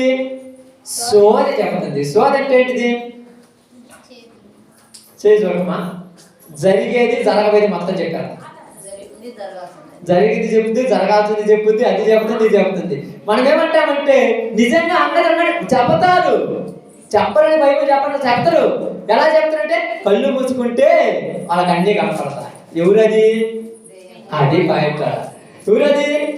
మనం అంటాం, నా పేరు తెలుసు, దెయ్యానికి నీ పేరు కాదు, నీ తాత ముత్తాత పేర్లు మొత్తం తెలుగుతానికి. ఆ శక్తి దానికి గురించారు. ఇప్పుడు ఏమంటారంటే నా గురించి చెప్పింది నిజంగా గొప్పోడా, నీ గురించి కాకపోతే నీ తాత గురించి కూడా చెప్తారు తెలుసా? అదే మనిషి అనమాట, దెయ్యం కదా. దెయ్యానికి అన్నీ తెలుసు. దెయ్యం ఏంటంట? బైబిల్ గ్రంథంలో మనము తెస్సలోనికీయులకు రాసిన 2వ పత్రికలో ఏం చేశాడు? దేవుడు మోసం చేసే శక్తి దేవుడే వాళ్ళకి ఇచ్చాడు. అపవాది దగ్గర ప్రకటన గ్రంథంలో ఏమిచ్చాడు? సూచనలు చేయొచ్చు, అనేకమైన వాళ్ళను మోసం చేయుటకు అవి గొప్ప కార్యములు చేసే శక్తి వాళ్ళ దగ్గర ఉంది. ఇప్పుడు మీరు అంటారు, మాకు ఎంతమంది కుమారులు చెప్పారు, నాకు ఎంతమంది బిడ్డలు చెప్పారు, నా బిడ్డను ఎవరికి పెళ్లికి ఇచ్చానని చెప్పాడు. నిజంగా గొప్పవాడే.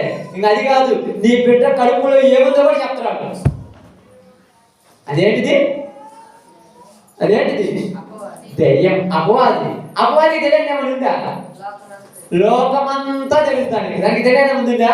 ఏమంటో తెలుసా బైబిల్ గ్రంథంలో? ఇదిగో సమస్తము దానికి తెలుసు, అన్నీ తెలుసు, దీని పుట్టు పూర్వకత తెలుసు. మీరైనా 2 రోజులు మనమనే మర్చిపోతాం, కానీ అది అసలు మర్చిపోతే మొత్తం గుర్తే దానికి. మనం అంటాము, మా తాతోళ్ళ పేరు కూడా చెప్పిండ్రయ్యా అడిగిపోతే. నీ తాతోళ్ళ పేరు, తాతోళ్ళ పేరు కూడా చెబుతున్నాడు. ఒక అద్దె గింజలు పక్క తీసి గద్దెపోతే మొత్తం చెప్పేస్తాడు. ఎందుకు చెప్తారంటే అది దెయ్యము, మనుషులను మాయం చేయటమే వాటి పని. ఇప్పుడు వీళ్ళు చెప్పగానే జనాలు ఎట్టపోతారు తెలుసా? ఎందుకంటే మోసపోయే వాళ్ళు వీళ్ళు. ఎందుకంటే సత్యమును నమ్మకాన్ని రాయబడింది. అక్కడ ఏం రాయబడిందమ్మా? సత్యమును నమ్మక. సత్యం అంటే మీకు చెప్పాను, వాక్యాన్ని నమ్మేవాళ్ళు కాదు మీరు. దేన్ని నమ్మేవాళ్ళు? దేన్ని నమ్ముతారు? దెయ్యాలను నమ్మేవాళ్ళని చెప్తారు. వాక్యాన్ని నమ్మరు, దెయ్యాలను నమ్ముతుంటారు, దెయ్యపు కార్యాలను నమ్ముతుంటారు. వీడికి పోతే సంవత్సరం నుంచి పోతుంటే కాళ్ళు నొప్పులు బాలేదు, ఆడికి బాగానే విభూతి పెట్టగానే పోద్ది. నేను చెప్తున్నాను, పోద్ది, ఖచ్చితంగా పోద్ది. బాగానే ఉండదా? అది దెయ్యం. ఇది 10 సంవత్సరాల నుంచి పోతుంటే ఇక్కడ పిల్లలు పుట్టలేదు, ఆడికి బాగా వాడికి జాంకాయ ఇచ్చి తినగానే పుట్టాడు. వాడు కొడతారు, నేను చెప్పట్లా, ఖచ్చితంగా చెప్తున్నాను ఉంటా. ఎందుకంటే దెయ్యాలకు దేవుడు ఆ శక్తి ఇచ్చాడు. ఎందుకు ఇచ్చాడు చెప్పండి? ఏర్పరచబడిన వాళ్ళను, అది వాళ్ళ పాయింట్. వాళ్ళ పార్టీ వాళ్ళతో అసలు పట్టించుకొని మన మీద వాళ్ళ తగాదంతా కొడక, మన గురించే వాళ్ళ దిగులంతా కొడక, మన గురించే వాళ్ళ బాధ అంతా కొడక. మనకేం చేస్తుందంటే ప్రకటన గ్రంథంలో 13వ అధ్యాయంలోకి వస్తే చూడండి. ప్రకటన గ్రంథం 13వ అధ్యాయంలోకి వస్తే బాగా గమనిద్దామాట.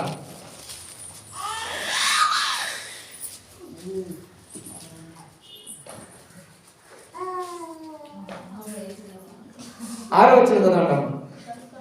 కనుక దేవుని దూషించుటకును, ఆయన నామమును, ఆయన గుడారమును, పరలోక నివాసులను దూషించుటకును అది నోరు తెరుచును, మరియు పరిశుద్ధులతో యుద్ధము చేయును, వారిని జయింపను, దానికి అధికారం ఇయ్యబడెను.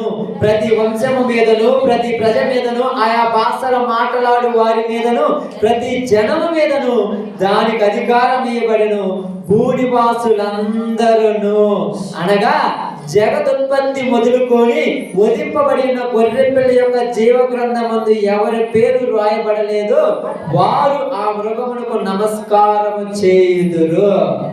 ఇప్పుడు ఎవరితోనంటే యుద్ధం చేసేది? అమ్మా, ఎవరితోనంటే యుద్ధం చేసేది? ఎవరితోనంటే యుద్ధం చేసేది అక్క? మనతోనే. మన పాడు చేయడానికి. అప్పుడు అంటారు తెలుసా, 20 నెలల నుంచి ప్రార్థన పోతుంటే మా వాళ్ళకు కాలు నొప్పులు పోరా, నిన్న పోయి విభూతి రాసుకుంటే పాది. నేను చెప్తున్నాక పాదని చెప్తున్నా, పాద నేనే చెప్తుంటే మరి మీరు కానట్లేదు. ఆ శక్తి వాటికి ఉందక్క, లేదని చెప్పట్లా, ఉంది. అందుకనే కార్యాలు జరుగుతున్నాయి. ఏమంటారు తెలుసా, చచ్చిపోయే మా బిడ్డ బతికింది ఆడిపోతే, చచ్చిపోయిన వాళ్ళు కూడా బతికెత్తది. ఎందుకంటే మాయ చేయాలి మనుషుల్ని. ఏ కాడికి తన లెక్కలో చేర్చుకోవాలి జనాలు, అంతే కదా. నిన్ను తన పార్టీలో చేసుకోవడానికి నీకు ఎన్నెత్తరు తెలుసా? ఇదిగో వారిని, మిమ్మల్ని వారి యొక్క సంఘంలోనికి చేర్చుకోవడానికి మీకు ఎన్నో చేస్తారు, కానీ మీరు వారిలోనికి పోయిన తర్వాత చిటికని వేలైనా మీ మీద మోపరం రాయ. ఈరోజు అట్లాంటి వాటి కోసమే కొరంతిలో ఉన్న వాళ్ళు బాధపడుతున్నారు. ఇప్పుడు మనలో కూడా చాలా మంది కొరంతి లాంటి వాళ్ళని ఏట గురించి తప్పితే ఏమంటుంది, కావాలంటే క్యూ లైన్ పట్టండి, అందరికి ఇవ్వండి, లిస్టు తయారు చేసి పెడతారు. మీరు ఇవి మా కష్టాలు పాతయా.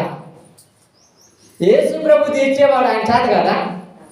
కానీ నీ విశ్వాసాన్ని పరీక్షిస్తున్నాడు. ఫస్ట్ లో నీకు ప్రారంభం వచ్చినప్పుడు నీ కష్టాలు తీర్చేసినట్టు ఈరోజు ఎందుకు తీసేయట్లా? ప్రారంభం నీకు బాగలేదు, నిన్ను బాగు చేశాడు. ఈ రోజు బాగలేకపోతే ఎందుకు నిన్ను ఆపలా? తీసేయాలి ఈరోజు కనుక. నువ్వు దీని కొరకే బాధపడతావు అని, ఇంకా దీని మీదే నీ మనసు ఉంటుందని నేను వాపోతున్నాడు. ఎందుకంటే మీకు అర్థం అవ్వడానికి మత్తయి సువార్తలోకి వస్తే, లూకా సువార్త యేసు ప్రభు వారు మాట్లాడిన మాట ప్రతిదీ మీకు బైబిల్లో నుంచి చెప్తున్నాను. లూకా సువార్త 10వ అధ్యాయము 20వ వచనం జాగ్రత్త చదువుకుందాం.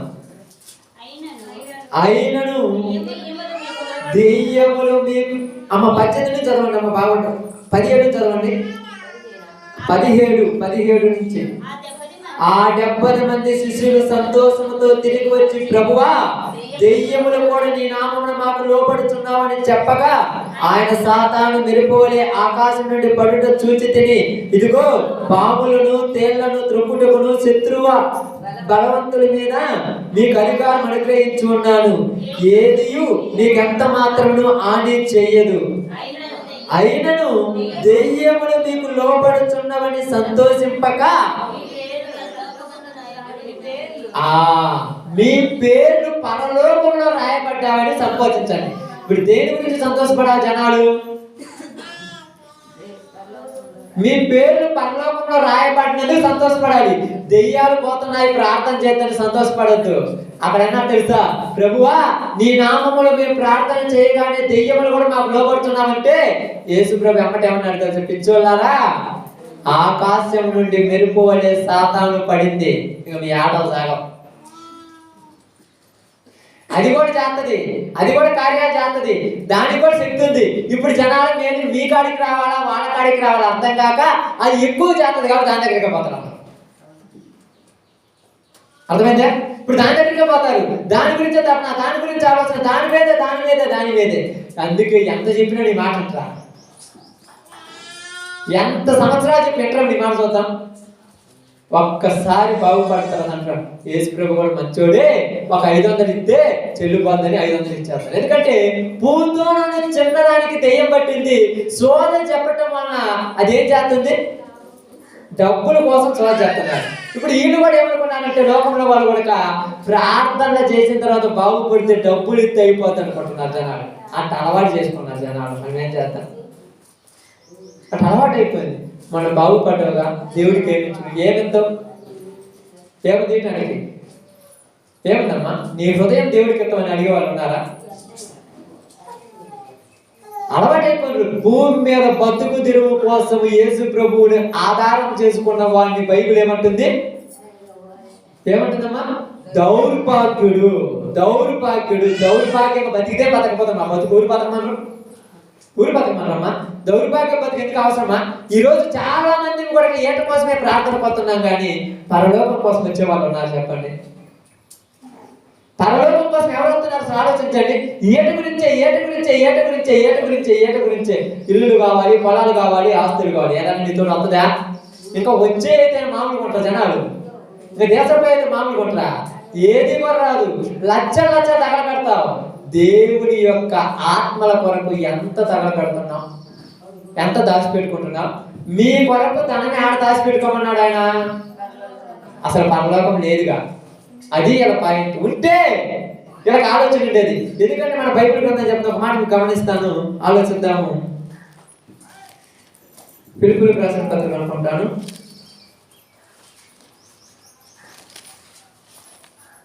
మీకు అర్థం కావడానికి ఒక మాట చెప్తాను, బాగా గమనిద్దాం. పిలుపులకు రాసిన పత్రికలో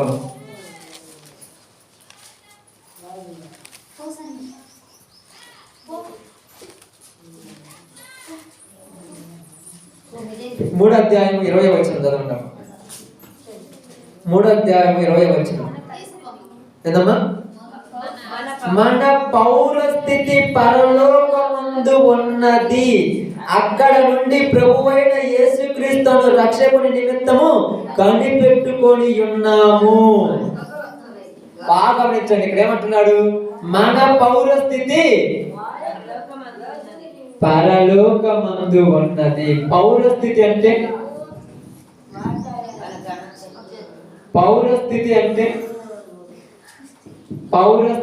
తెలుసా మీకు? కన్నా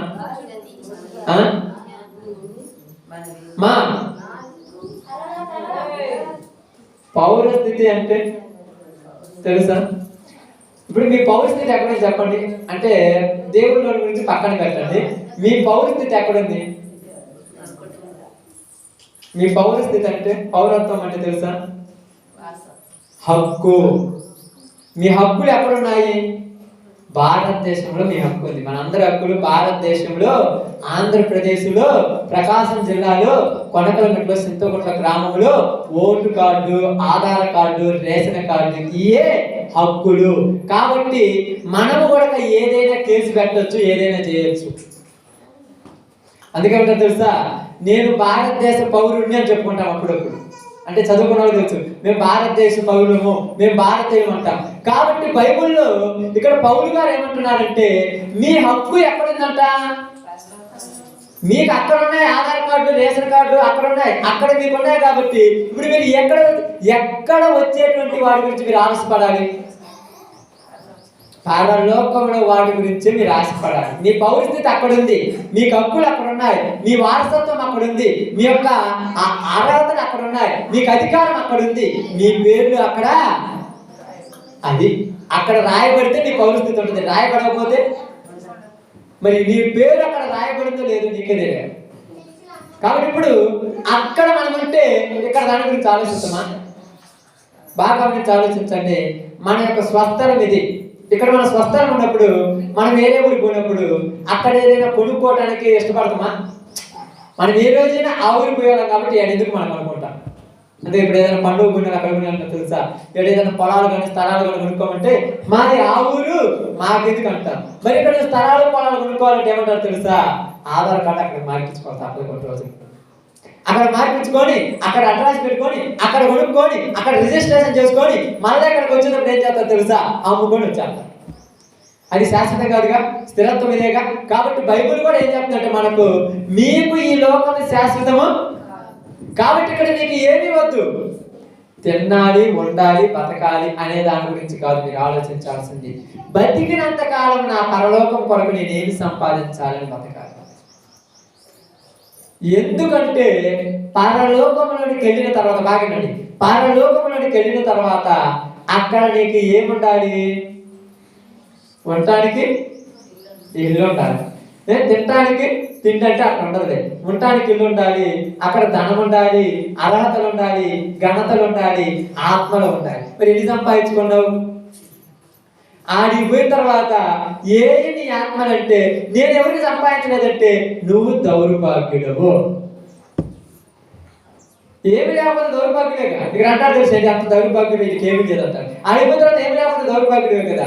ఈ లోకము కొరకు ప్రయాసపడుతున్నారు అందరూ కూడా. ప్రార్థన కొత్త కూడా పాపం 199 మంది అంటారు కదా, అవునా కదా చెప్పండి. 199 బర్రె బాగలేదు, కుక్క బాగలేదు, నక్క బాగలేదు. ఒక ఎప్పుడు బాగుంటుంది? బాగుంటే మీరేమైనా మామూలు కొంటారా? బర్రె గడ్డి కావాలి మళ్ళీ పోతుంది ప్రార్థన కోసం. అదే బాగా లేకపోతే ప్రార్థన పడిపోతారు, నన్ను తీసుకుని ప్రార్థన చేయాలి. అదే బాగుంటే గడ్డి కావాలని పోతాం, అందుకని బాగా లేకుండా చేయాలన్నా. బైబిల్ ఏం చెప్తుంది తెలుసా? ఈ జీవిత కాలం మటుకే మీరు ప్రార్థనలు ఉండకూడదు. యేసు ప్రభు నమ్మాల్సింది జీవితం కోసమా? పరలోకం కోసం నమ్మాలి. అందుకని ఏమంటున్నారు తెలుసా? బాగా గమనించి ఆలోచించండి. మీరు పరలోకం కోసం నమ్ముతుంటే మిమ్మల్ని పాడు చేసే వాళ్ళు కూడా బాగా ఉన్నారని బైబిల్ చెప్తుంది. అపోస్తుల కార్యములు 13వ అధ్యాయము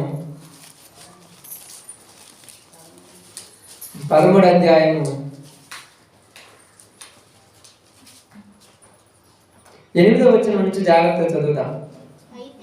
బాగుంది. అయితే ఎలుమ ఆ అధిపతిని విశ్వాసం నుండి తొలగింపవలనని యత్నము చేసి వారిని ఎదిరించెను.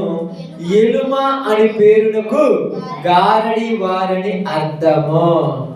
ఈ పౌలు గారు ఒక అధిపతి దగ్గరికి వెళ్ళి వాక్యం చెబుతూ ఉన్నారు. బాగుంది. ఒక అధిపతి దగ్గరికి వెళ్ళి వాక్యం చెబుతూ ఉన్నారు. పౌలు గారు వాక్యం చెబుతుంటే అధిపతి ఏమవుతున్నాడు? ఉండే కొద్ది మారు మనసు పొందుతున్నాడు. ఇప్పుడు మారు మనసు పౌలు ఆ యొక్క అధిపతి మారు మనసు పొందుతుంటే అతని దగ్గర ఒకడు ఉన్నాడు, ఎలుమా అనేటువంటి. అతని పేరేంది? అతని పేరేంటంటే చూడండి ఇక్కడ, బర్యేసు అని ఒక యూదుని చూచిరి, ఇతడి వివేకం కలవాడి సెర్గ్యు పౌలు అనే అధిపతి వద్ద ఉండెను. అతని పేరేంటంట? బర్రేసు కదా, బర్రేసు బర్రేసు. ఇప్పుడు సెర్గీ పౌలు అనేటువంటి ఒక అధిపతి అక్కడ ఉన్నాడు. ఈ అధిపతి దగ్గరికి పౌలు బర్నబాలు వాక్యం చెప్తున్నారు. వాక్యం చెప్తుంటే ఈ యొక్క అధిపతి రోజు రోజుకి ఏమవుతుందో మారు మనసు పొందుతుంటే ఈ బర్రేసు అనేటువంటి ఒక వ్యక్తి అతని దగ్గర వెంటున్నాడు, గారడీ చేస్తున్నాడంట అధిపతి దగ్గర. ఇప్పుడు గారడీ చేస్తే మారు మనసు పొందుతున్నా? ఇదిగో పౌలు చెప్పేది కదా, నేను కూడా చేస్తున్నాను చూడు, నువ్వు నన్ను నమ్మ అంటున్నాను. ఇప్పుడు పౌలు పోయి అన్నాడు, ఏమంటున్నాడు తెలుసా అని, ఏమంటున్నాడు చూడండి. అయితే ఎలుమ అధిపతి విశ్వాసం నుండి తొలగిపోవాలని యత్నం చేసి వారిని ఎదిరించను. ఎలుమ అని పేరునకు గారడి వాడని అర్థము. అందుకు పౌలు అనబడిన సౌలు పరిశుద్ధాత్మతో నిండిన వాడై అతన్ని చేరు చూసి, సమస్త కపటముతోను సమస్త దుర్మార్గంతోను నిండిన అపవాది కుమారుడా, సమస్త నీతికి విరోధి, నీవు ప్రభు యొక్క తిన్నని మార్గమును చెడగొట్టుట మానవా. ఎలా పని ఏంది? చెడగొట్టడమే. ఏం పని అక్కది? చెడగొట్టడమే. మీలో కూడా చాలా మంది ఉంటారు, ఏమంటారు తెలుసా, నేను అడిగి పోయి ప్రార్థనకు వచ్చినప్పుడే చెప్తారు, మీరు మళ్ళీ బయట చెప్పరు. అసలు బయట చెప్తారా? ఈరోజు వీటికైతే అలా అడిగిపోతారు, అడిగిపోతే కాళ్ళు నొప్పులు కూడా నీకు కూడా పోతాయి, రాని చేసిపోతారు. మనమేం తెలుసా, ఆ ఎలుమ మాట్లాడాలి కాబట్టి వాళ్ళతోటి యాడికంటే అడిగి కొడుకుతుంటారు. పోయినంత మాత్రం ఉపయోగం ఏముంది? కాళ్ళు నొప్పులు పోతాయి. నేను చెప్తాను, పావని చెప్తున్నానా, ఎప్పుడు చెప్పాడు ఒక్క పోతాయి, కానీ పరలోకంలో హక్కు రాదు. మరి ఈయనకి ఏం పేరు పెట్టాడు దేవుడు? దౌర్భాగ్యుడు. ఏడు కోసమే ఇలా తప్పనంతా కూడా కుటుంబంలో అప్పులు ఉన్నాయి, అప్పులు పోవాలి, పోతాయి. ఎందుకు పోకుండా ఉంటాయి? నేను మోసం చేయమంటాడు, అక్రమం చేయమంటాడు, అన్యాయం చేయమంటాడు, పోతీసుకోమంటాడు, పోతాయి, పావుని. అయితే ఏడు కోసమే నమ్ముకున్నారు ఈరోజు పాపం చాలా మంది. ఎలుమ అనబడేటువంటి వాడు ఎలాగైతే వాడి లాభం పోతుంది వాడు భయప్ప. ఏంటంట? ఇప్పుడు అధిపతి మారింది అనుకో, ఎలుమకి ఏముండదు, లాభం ఉండదుగా. ఎలుమాను పోషిస్తున్నాడుగా. ఇప్పుడు ఎలుమాను ఏం చేస్తాడు తెలుసు, ఇదిగో బర్యేసు నువ్వు అవసరమే తెలుపు, నేను యేసు ప్రభువుని నమ్మాను, నువ్వు అవసరమే తెలుపోమన్నందుకు ఇంకా ఎలుమ ఆ యొక్క బర్యేసు అనే వ్యక్తికి ఇంకేముండదు, పేరుండదు, ప్రఖ్యాత ఉండదు. కాబట్టి ఇప్పుడు ఎవరి నుంచి అడ్డగెత్తున్నాడు?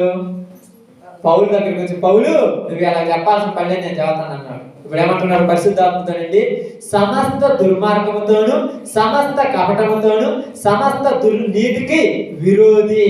వీళ్ళందరూ మామూలు కాదు, నీతికి విరోధులు. మంచి చేసే వాళ్ళు జైనత్ర అసలు చేయనీరు, బాగుపడే వాళ్ళ బండత్ర అసలు బండేరు. ఏమంటారు తెలుసా, ఆడు మంచి ఎవరికా నీకెందుకు, నువ్వు వచ్చిన మందిరంలో దేవుని వాక్యం వినమని ఎప్పుడైనా చదువుతారా? వీళ్ళకి అసలు వాక్యం తెలుసా? వాక్యం తెలుసా? ఇప్పుడు ఉదాహరణకు ఎగ్జాంపుల్ ఏమనుకో, చాలా మంది ఉంటారు, సువార్త కొరకు ఏమైనా ఖర్చు పెట్టాలంటే తెలుసా, సువార్త కొరకు ఖర్చు పెడితే నీకేమవుతుంది? మరి దేనికి ఖర్చు పెట్టాలంట? వాళ్ళకి ఇవ్వాలి, ఎవరికి ఇవ్వాలి? ఎవరికి ఇవ్వాలి? అధిపతులకి ఇవ్వాలి. గారడీ విద్య చేసేవాడు, కూతురు నుండి చిన్నది దెయ్యం పట్టింది కదా. ఇప్పుడు దీన్ని చోరీ చెప్పడం వల్ల వాళ్ళ యజమానికి ఏమవుతుంది? లాభం అవుతుంది. ఇప్పుడు ఏమనుకుంటారు తెలుసా, నేను సువార్త చేస్తానంటే అధిపతి కోపం వస్తుందా రాదా? అప్పుడు పౌలు గారిని ఏమన్నారు తెలుసు, ఇదిగో వీళ్ళు కొత్త బోధ తెచ్చి మన అందరినీ పాడు చేస్తున్నారు కాబట్టి వీళ్ళని ఇక్కడ నుంచి పెళ్ళబట్టమని పౌలుని కొట్టించి పంపించారు. మంచి చేసేవాళ్ళు జయగత్రా, దేవుడి పని చేసేవాళ్ళు జయగత్తుదా? ఎవరు? అపవాదం చెప్పండి. అందుకని బైబిల్ గ్రంథంలో ఏం రాయబడి తెలుసా, క్రీస్తు యేసునందు సద్భక్తితో బతకాలనుకున్న వాళ్ళందరికీ ఏమవుతాయంట? శ్రమలే. ఏమవుతాయి చెప్తుంది? మీకు శ్రమలు రాలేదంటే ఇంకా మీలో సద్భక్తి రాలేదని అర్థం. శ్రమలు అంటే ఏంటి? సువార్త చెప్పనియాలంటే వాళ్ళు చెప్పనియరా? అయినా కూడా చెప్పాలి. ఎందుకు చెప్పని వాళ్ళు? దానికి లాభం రాదని, అంతే కదా. ఇప్పుడు దానికి పూజలు చేస్తారా, దానికి అవి చేస్తారా, మీ ఇంట్లో ఏమిటాయా? ఇంకా ఏమి ఉండకూడదుగా. అందుకని ఏం చేస్తారు తెలుసా, దాని పని కొనసాగించడానికి ఏమంటారంటే, మీరు మీ దగ్గర చేసుకోండి, ఏడా మీ చర్చీలలో మీ ప్రార్థనలో చేసుకోండి. ఏడెందుకు ఈ దరిద్రం అంటారు? ఎక్కడ వాళ్ళు వింటే బాగుపడుతుందేమో. బర్యేసు లాంటి వాళ్ళు చాలా మంది ఉంటారు. పాపం ఒకవేళ మీ యజమాని వినాలనుకున్నా పక్కన ఉన్నారుగా, ఉండరాడు. ఎవరు? అపవాది కుమారుడు పక్కనోళ్ళు ఉన్నారుగా. వాడు ఏం చేస్తాడు తెలుసా, ఇదిగో నేను కూడా మాయ చేస్తున్నాను, నేను కూడా చేస్తున్నాను. మనం నమ్మినది ఇదిగో నాకు బాగలేకపోతే బాగుపడ్డాను ఇక్కడ పోతే. ఏదైనా ఒక దేవుడే, ఏ దేవుడైనా అబ్బో ఏది ఎట్ట మారిపోతున్నాడు మళ్ళా. ఇదివరకేమో ప్రార్థన చేయి బాగానే ఉంటాను, ఇప్పుడేమో ఎవరైనా దేవుడే, ఏమవుతుంది ఆడిపోతే ఏముందిలే. మోసం చేసేవాళ్ళు, తిన్నల మార్గాన్ని చెడగొట్టే వాళ్ళు ఎక్కువ వచ్చారు ఈరోజు. ఎందుకంటే వాళ్ళ లాభాల కోసం అంతే, మళ్ళీ దేవుడి కోసం అనుకోవద్దు, ఏదో లాభాల కోసం. ఇప్పుడు మనలో కూడా మన లాభాల కోసం మనం దేవుడి దగ్గరకు వచ్చాం. ఎంత జాగ్రత్తగా చూడండి, ఎంత తెలివో తెలుసా మంది కొరకు. మన లాభాల కోసం వచ్చాం, మళ్ళీ దేవుడి కోసం, పరలోకం కోసం కాదు. భూమి మీద బతికినంత కాలమే దేవుడి మీద నిరీక్షణ, చచ్చిపోయిన తర్వాత ఎవరు చూశారు. అందుకని పౌలు గారు అన్నాడు, మీరు బాప్తిస్మం పొందేటప్పుడు పునరుత్థానం ఉందని నమ్మారా నమ్మలేదా? నమ్మారు కదా. నమ్మారు కాబట్టి చనిపోయి తిరిగి లేచిన తర్వాత కదా మీకు బహుమానాలు.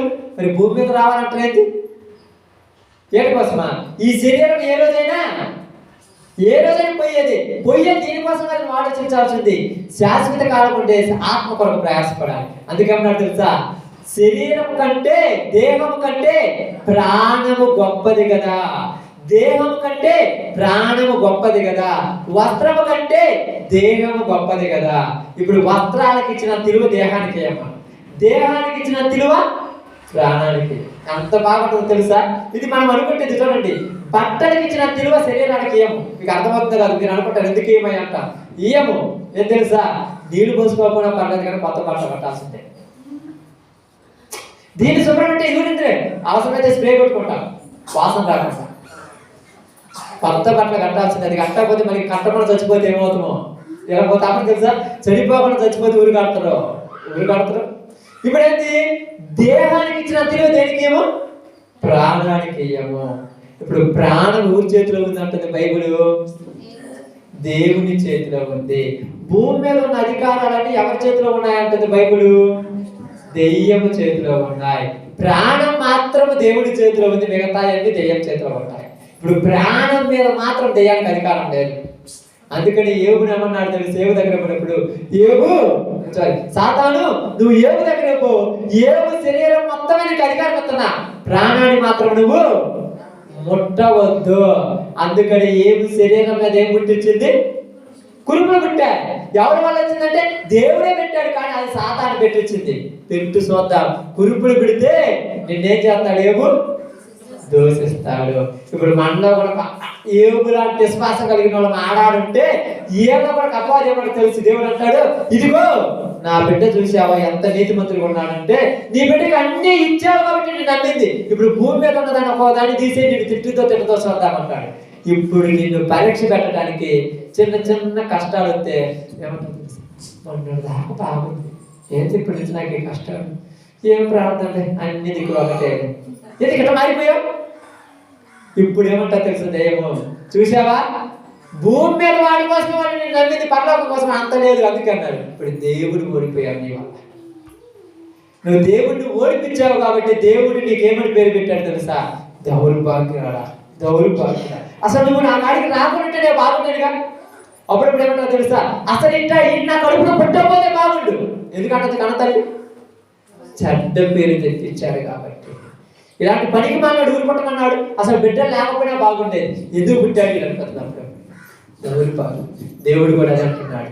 ఈరోజు నీ కష్టాలు వచ్చినట్టే దేనికి తెలుసా, నేను పరీక్షిస్తున్నాడు. నువ్వేమనుకుంటున్నావు తెలుసా, ఎందుకు నాకు ఈ కష్టాలు, ఎందుకు నీకు కాదు. మళ్ళీ కొంతమంది ఏమంటారు తెలుసా, ప్రార్థనకు రాకుండా దేవుడిని నమ్ముకోకుండా వాక్యం అనుకుండా ఏదో కూడా కష్టాలు అయితే దేవుడు నన్ను కూడా పరీక్షిస్తున్నాడు. అది పరీక్ష కాదు, అది నువ్వు తెచ్చిపెట్టుకుంది.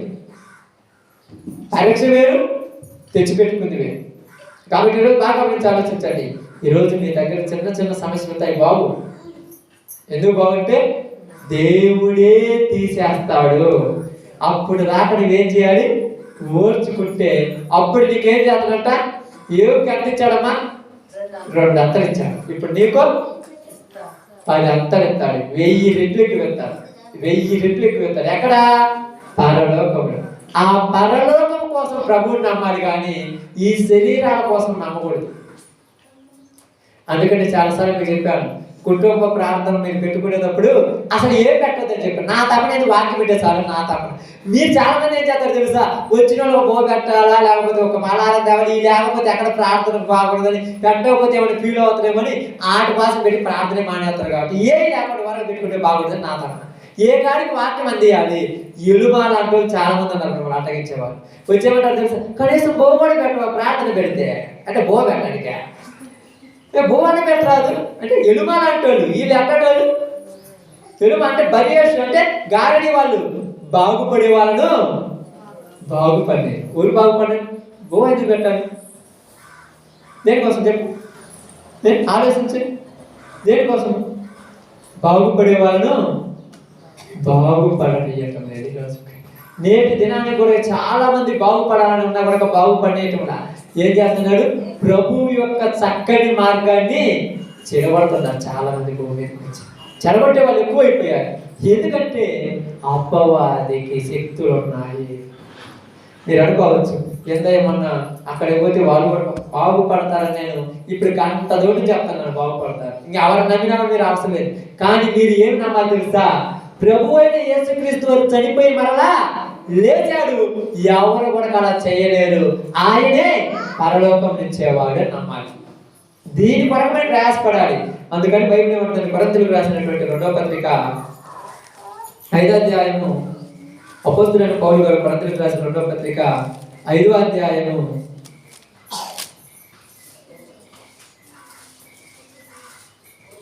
15వ వచనం నుంచి జాగ్రత్తగా చదువుదాం. ఒక బాగా వినండమ్మా, జాగ్రత్తగా వినండి. జీవించువారు ఇక మీదట ఏందమ్మా తమ కొరకు. ఆగండి ఒక్కసారి. తమ కొరకు అంటే ఎవరి కొరకు? ఇప్పుడు నేను జీవిస్తుంటే ఇక నేను నా కొరకు జీవించకూడదంట. అంటే నా కొరకు జీవించకూడదు అంటే నాకు దేని మీద ఆశ ఉండదు? ఈ శరీరం మీద ఆశ ఉంటుందా? ఈ భూమి మీద ఆశ ఉంటుందా? ఈ లోకం మీద ఆశ ఉంటుందా? నువ్వు నా కొరకు నేను జీవించేది. ఎవరి కొరకు జీవించాలి? చనిపోయి తిరిగి లేచిన వాని కొరకే జీవించాలి. తమ నిమిత్తము మృతి పొంది తిరిగి లేచిన వాని కొరకు జీవించుటకు ఆయన అందరి కొరకు మృతి పొందినని నిశ్చయించుకొనుచున్నాము. ఇక్కడ ఊరి కొరకు బతకాలంటక్క, ఊరి కొరకు బ్రతకాలి. నీ కొరక? నా కొరకు అయితే నా కోరికలు అంటే అమ్మ కాలు నొప్పులు తగ్గితే బాగున్నాయి, నా కొరకు నా కాలు గురించి. కానీ నేను నా ప్రభు ఉన్నాడు, కాలు లేకపోయినా నా దేవుడి పనులు నేను ఉంటాను. చెప్పడం బైబిల్ గ్రంథంలో మత్తయి సువార్తలో ఏమన్నాడు? 2 కళ్ళు కలిగి నరకములో పడుట కంటే గుడ్డివాడు పరలోకం లేదుట మంచిది. ఇది అందరికి ఎలా ఉంటుందో తెలుసా? ఈ వాక్యము విరుద్ధంగా ఉంటుంది. ఎవరికి నచ్చదు. ఏమనుకుంటారు, భూమి మీద అన్ని కాకుండా వద్దంటున్నారు. ఏంటంటే బైబులే వద్దన్నది, నేనే వద్దన్నాను. ఇప్పుడు మనకు నచ్చుతాను, వద్దంటే నచ్చుతా? నచ్చదు. ఎందుకంటే అన్నీ ఉండాలి కదా, పేరు కావాలి. ఎక్కడ పేరు కావాలి అక్కడ పేరు కావాలి. మామూలు కాదు. రెండింటి మీద రెండింటికి దాసులు అవుతారు. ఎవరన్నా సిరికిని దేవుడికి దాసులు కాలేరు. అయితే సిరికన్నా కావాలి లేదా దేవుడి కన్నా కావాలి. భూమి మీద గొప్పవాడు కావాలంటే పరలోకంలో గొప్ప కావాలంటే ఎట్లా కుదురుతుంది? అందుకని ఈ లోకంలో జీవించు వారి యొక్క నీ కొరకు మీరు జీవించకూడదు. నీ కొరకు నువ్వు జీవిస్తుంటే నిన్ను ఏమని పేరు పెట్టింది బైబిల్? దౌర్భాగ్యుడు. అందుకని నిశ్చయించుకొనుచున్నాము. కావున ఇక మీదట మేము శరీర రీతిగా ఎవరినైనను ఎరుగము. అంత బాగా మాట్లాడుతున్నాడు. శరీర రీతిగా ఎవరిని మరి ఎలా ఎరుగుతాము? ఎలా ఎరుగుతామంట? మేము క్రీస్తును శరీర రీతిగా ఎరిగి ఉండినను ఇక మీద ఆయనని ఎలాగో ఎరగము. మరి ఎలా ఎరగాలి? ఇది మనము ఆధ్యాత్మికంగా మనం ఎరగాలి. మనసుని ఆత్మలు ఎలా ఉంటాయి తెలుసా? ఆత్మ ఎలా ఉంటుందని చెప్పింది. ఆత్మలంతా మనందరం క్రీస్తునందు ఏమై ఉన్నాము. ఇప్పుడు శరీర రీతిగా ఉన్నామనుకో, మనలో మనకి ఏమవుతాయి? గొడవలు, భేదాలు. ఇప్పుడు ప్రార్థన పడుతున్నారు కదా, నేను 3 సంవత్సరాల క్రితం ఆమెతో గొడవ పడి నేను మాట్లాడను. శరీర రీతిగా ఎరిగినంటే ఆధ్యాత్మికంగా ఎరిగేది ఇప్పుడు ఆత్మలు ఏంటంటే గొడవలు ఉండవు, కొట్లాటలు ఉండవు, పగలు ఉండవు, ఈర్షలు ఏమన్నా తెలుసా? అక్క చెల్లి. అప్పుడు ఎంత బాగుంది మాట. సహోదరి సహోదరు అంతే. మరి కొట్టుకున్నారుగా, అది అప్పుడు ఎప్పుడు నేను చచ్చిపోకముందు. ఇప్పుడు చచ్చిపోయాగా అవి నాకు లేవు. అర్థమైతే చనిపోకముందు లోకంలో ఉన్నప్పుడు నేను కొట్టుకున్నాను, ఇప్పుడు లోకంలో నుంచి బయటకు వచ్చాను, నాకేం పని వాడితోటి. అందుకని తన్ని హింసించిన వారి కొరకే యేసు ప్రభు ఏం చేశాడంట? ప్రార్థన చేశాడంట. వాళ్ళు మారాలి. కాబట్టి శరీర కాగా ఎవడైనను క్రీస్తునందు ఉన్న ఎడల వాడు నూతన సృష్టి, పాతవి గతించను, ఇదిగో క్రొత్తవాయను. పాతవి ఏమని అంట? గతించను, ఇదిగో క్రొత్తవాయను. ఇప్పుడు బైబిల్లో ఏమన్నాడంట? సమస్తమును దేవుని వలనైన ఆయన మనల్ని క్రీస్తు ద్వారా తమతో సమాధాన పరుచుకొని ఆ సమాధాన పరిచర్యను మనకు ఇచ్చాను. ఏది ఇచ్చాడు? ఇప్పుడు మనకి ఏమి ఇచ్చాడంట? ఆయన పరిచర్యను ఇచ్చాడు నీకు నాకు అందరికి. ఇప్పుడు మన పని అంతా దేని మీద ఉండాలి? దేని మీదే ఉండాలి మన పని అంతా. ఎందుకంటే పాతవి గతించాయి, దాని మీద లేదుగా, దాని గురించి ఆలోచనలేదుగా. ఈ పరిచర్య గురించి ఇదిగో ఈ వారంలో ఏ ప్రాంతంలోకి వెళ్ళి సువార్త చేయించాలి దేవుని జనుల చేత, ఏ ఊరికి వెళ్తున్నారు, మీరు ఎక్కడ సువార్త చేస్తున్నారు, అందుకొరకు మేము కూడా మా యొక్క దేవుని యొక్క రాజ్యం కొరకు పాలి భాగస్తులు అవడం కొరకు, మేము కూడా అక్కడ ధనాన్ని సంపాదించుకోవడం కొరకు మేము పాలి భాగస్తులు అవుతాము. ఎక్కడికైనా వెళ్ళే పని అయితే మీరు వెళ్ళండి, అందుకొరకు మేము సహకారులు కొంటాము, అందుకొరకు మేము ముందుకు వస్తామని ఈరోజు ఎవరైనా ఆలోచిస్తున్నారా? ఇంకా తుప్పు పట్టినా, ముక్కు పట్టినా, మూలిగిపోయినా, దానికి ఎండలు పెట్టినా, ఇంకా ఏసి చచ్చిపోయేటప్పుడు కనీసం ₹1 కూడా నీ మొఖాన్ని తెలుసా? ఏదైనా దాచిపెట్టి ఊరి కోసం, తాగుపోతుడి కోసం, తిరిగిపోతుడి కోసం దాచిపెట్టావు మనందరం. అంతే కదా? నువ్వు దాచిపెట్టి తాగడానికి తిరగడానికి తిరుగుతున్నాయి కదా, నేను ఉపయోగపడుతున్నాయి చెప్పు. పరిచర్యకి ఏమైనా ఉపయోగపడుతున్నాయి, సువార్తకి ఏమైనా ఉపయోగపడుతున్నాయి? నీకు ధనము అక్కడ ఏంటంట లేదు. అందుకని పరిచర్య కొరకు ఏం చేస్తున్నారు చాలా మంది అంటే? పరిచర్య చేయాలంటే పరిచర్య చేయకపోతే ఏం చేయాలి? నీ ఇష్టం వచ్చినాడో చేసుకున్నావు అనుకోండి, అది నీతోనే అవుతుంది. కాబట్టి ఇప్పుడు నీవు యేసు ప్రభువుని నమ్మింది దేనికోసం? ఈ లోకం కోసమా, పరలోకం కోసమా? అద్భుతాల కోసం అంటే దెయ్యాలు కూడా చేస్తాయి, డబ్బు కోసం అంటే లోకం మొత్తం అదే దెయ్యాలదే. కానీ పరలోకం దెయ్యానిది. మరి దెయ్యానికి ఏముంది? దానికి కూడా లోకం ఉంది. మళ్ళీ మీరు అనుకోరు దాని లోకం మామూలు కాదు, బల్లో కూడా దాని లోకం. ఆ లోకం కావాలంటే ఇవన్నీ ఇష్టం వచ్చినట్టు ఉంటారు. అర్థమైతే నీ మోటార్లు తీసుకొని పోయి దాంట్లో తగలవలసి ఉంది. పాపం చాలా మంది మోటార్లు కట్టుకుంటారు, ఏం చేస్తారో కూడా తెలియదు. ఎప్పుడైనా ఏ రోజైనా ఒక్క సువార్త ఒక కోరికని పెట్టించారా? ఆత్మల కొరకు నలుగురిని కలిసి ఒక సువార్త పెట్టి నలుగురికి వాక్యం వినిపించాలని ఎప్పుడైనా ఆలోచన చేశారా? ఎందుకు? వాళ్ళకి చేస్తే నాకేమవుతుంది? ఎంత స్వార్థమో. మరి ఊరికి చేయాలయా? నాకు కావాలి, నా ఇంటికి కావాలి, నా పిల్లలకు కావాలి, నా కొడుకులకు కావాలి, నా అత్తలకు కావాలి, నా మామూలకు కావాలి, నా బంధువులకు కావాలి. అందుకే పౌలు గారు అన్నారు తెలుసా, శరీర రీతిగా నేను ఎవరని? శరీర రీతిగా ఎదిగితే నా ఊళ్ళని వస్తుంది. దేవుడి పని ఆడుతుంది. ఆత్మలు నీది, ఇక బతికేది నీ కొరకు. నీకు బతకొద్దు. ఎవరి కొరకు బతకాలి? చనిపోయి తిరిగి లేచిన యేసు క్రీస్తు కొరకే బ్రతకాలి. కాబట్టి బైబిల్ గ్రంథంలో మనకేం చెప్తుందో తెలుసా? ఈ జీవిత కాలం మటుకే యేసు క్రీస్తు నందు నమ్మకం ఉంచితే మనకు దేవుడు ఏం పేరు పెట్టాడు? దౌర్భాగ్యుడు. నీకు పరలోకం రాదు.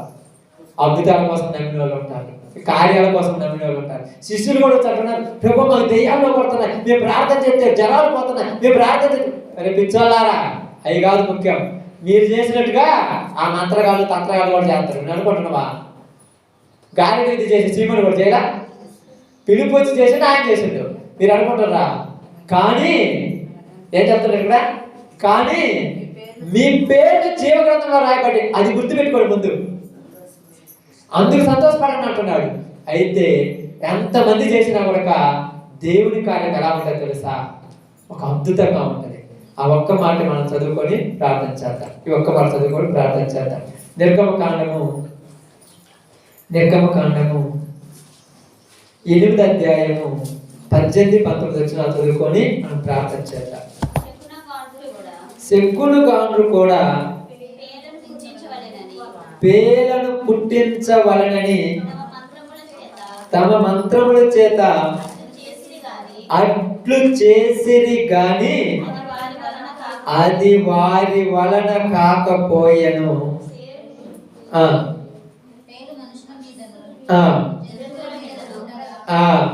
శకున కాదు, ఇది దేవుని శక్తే.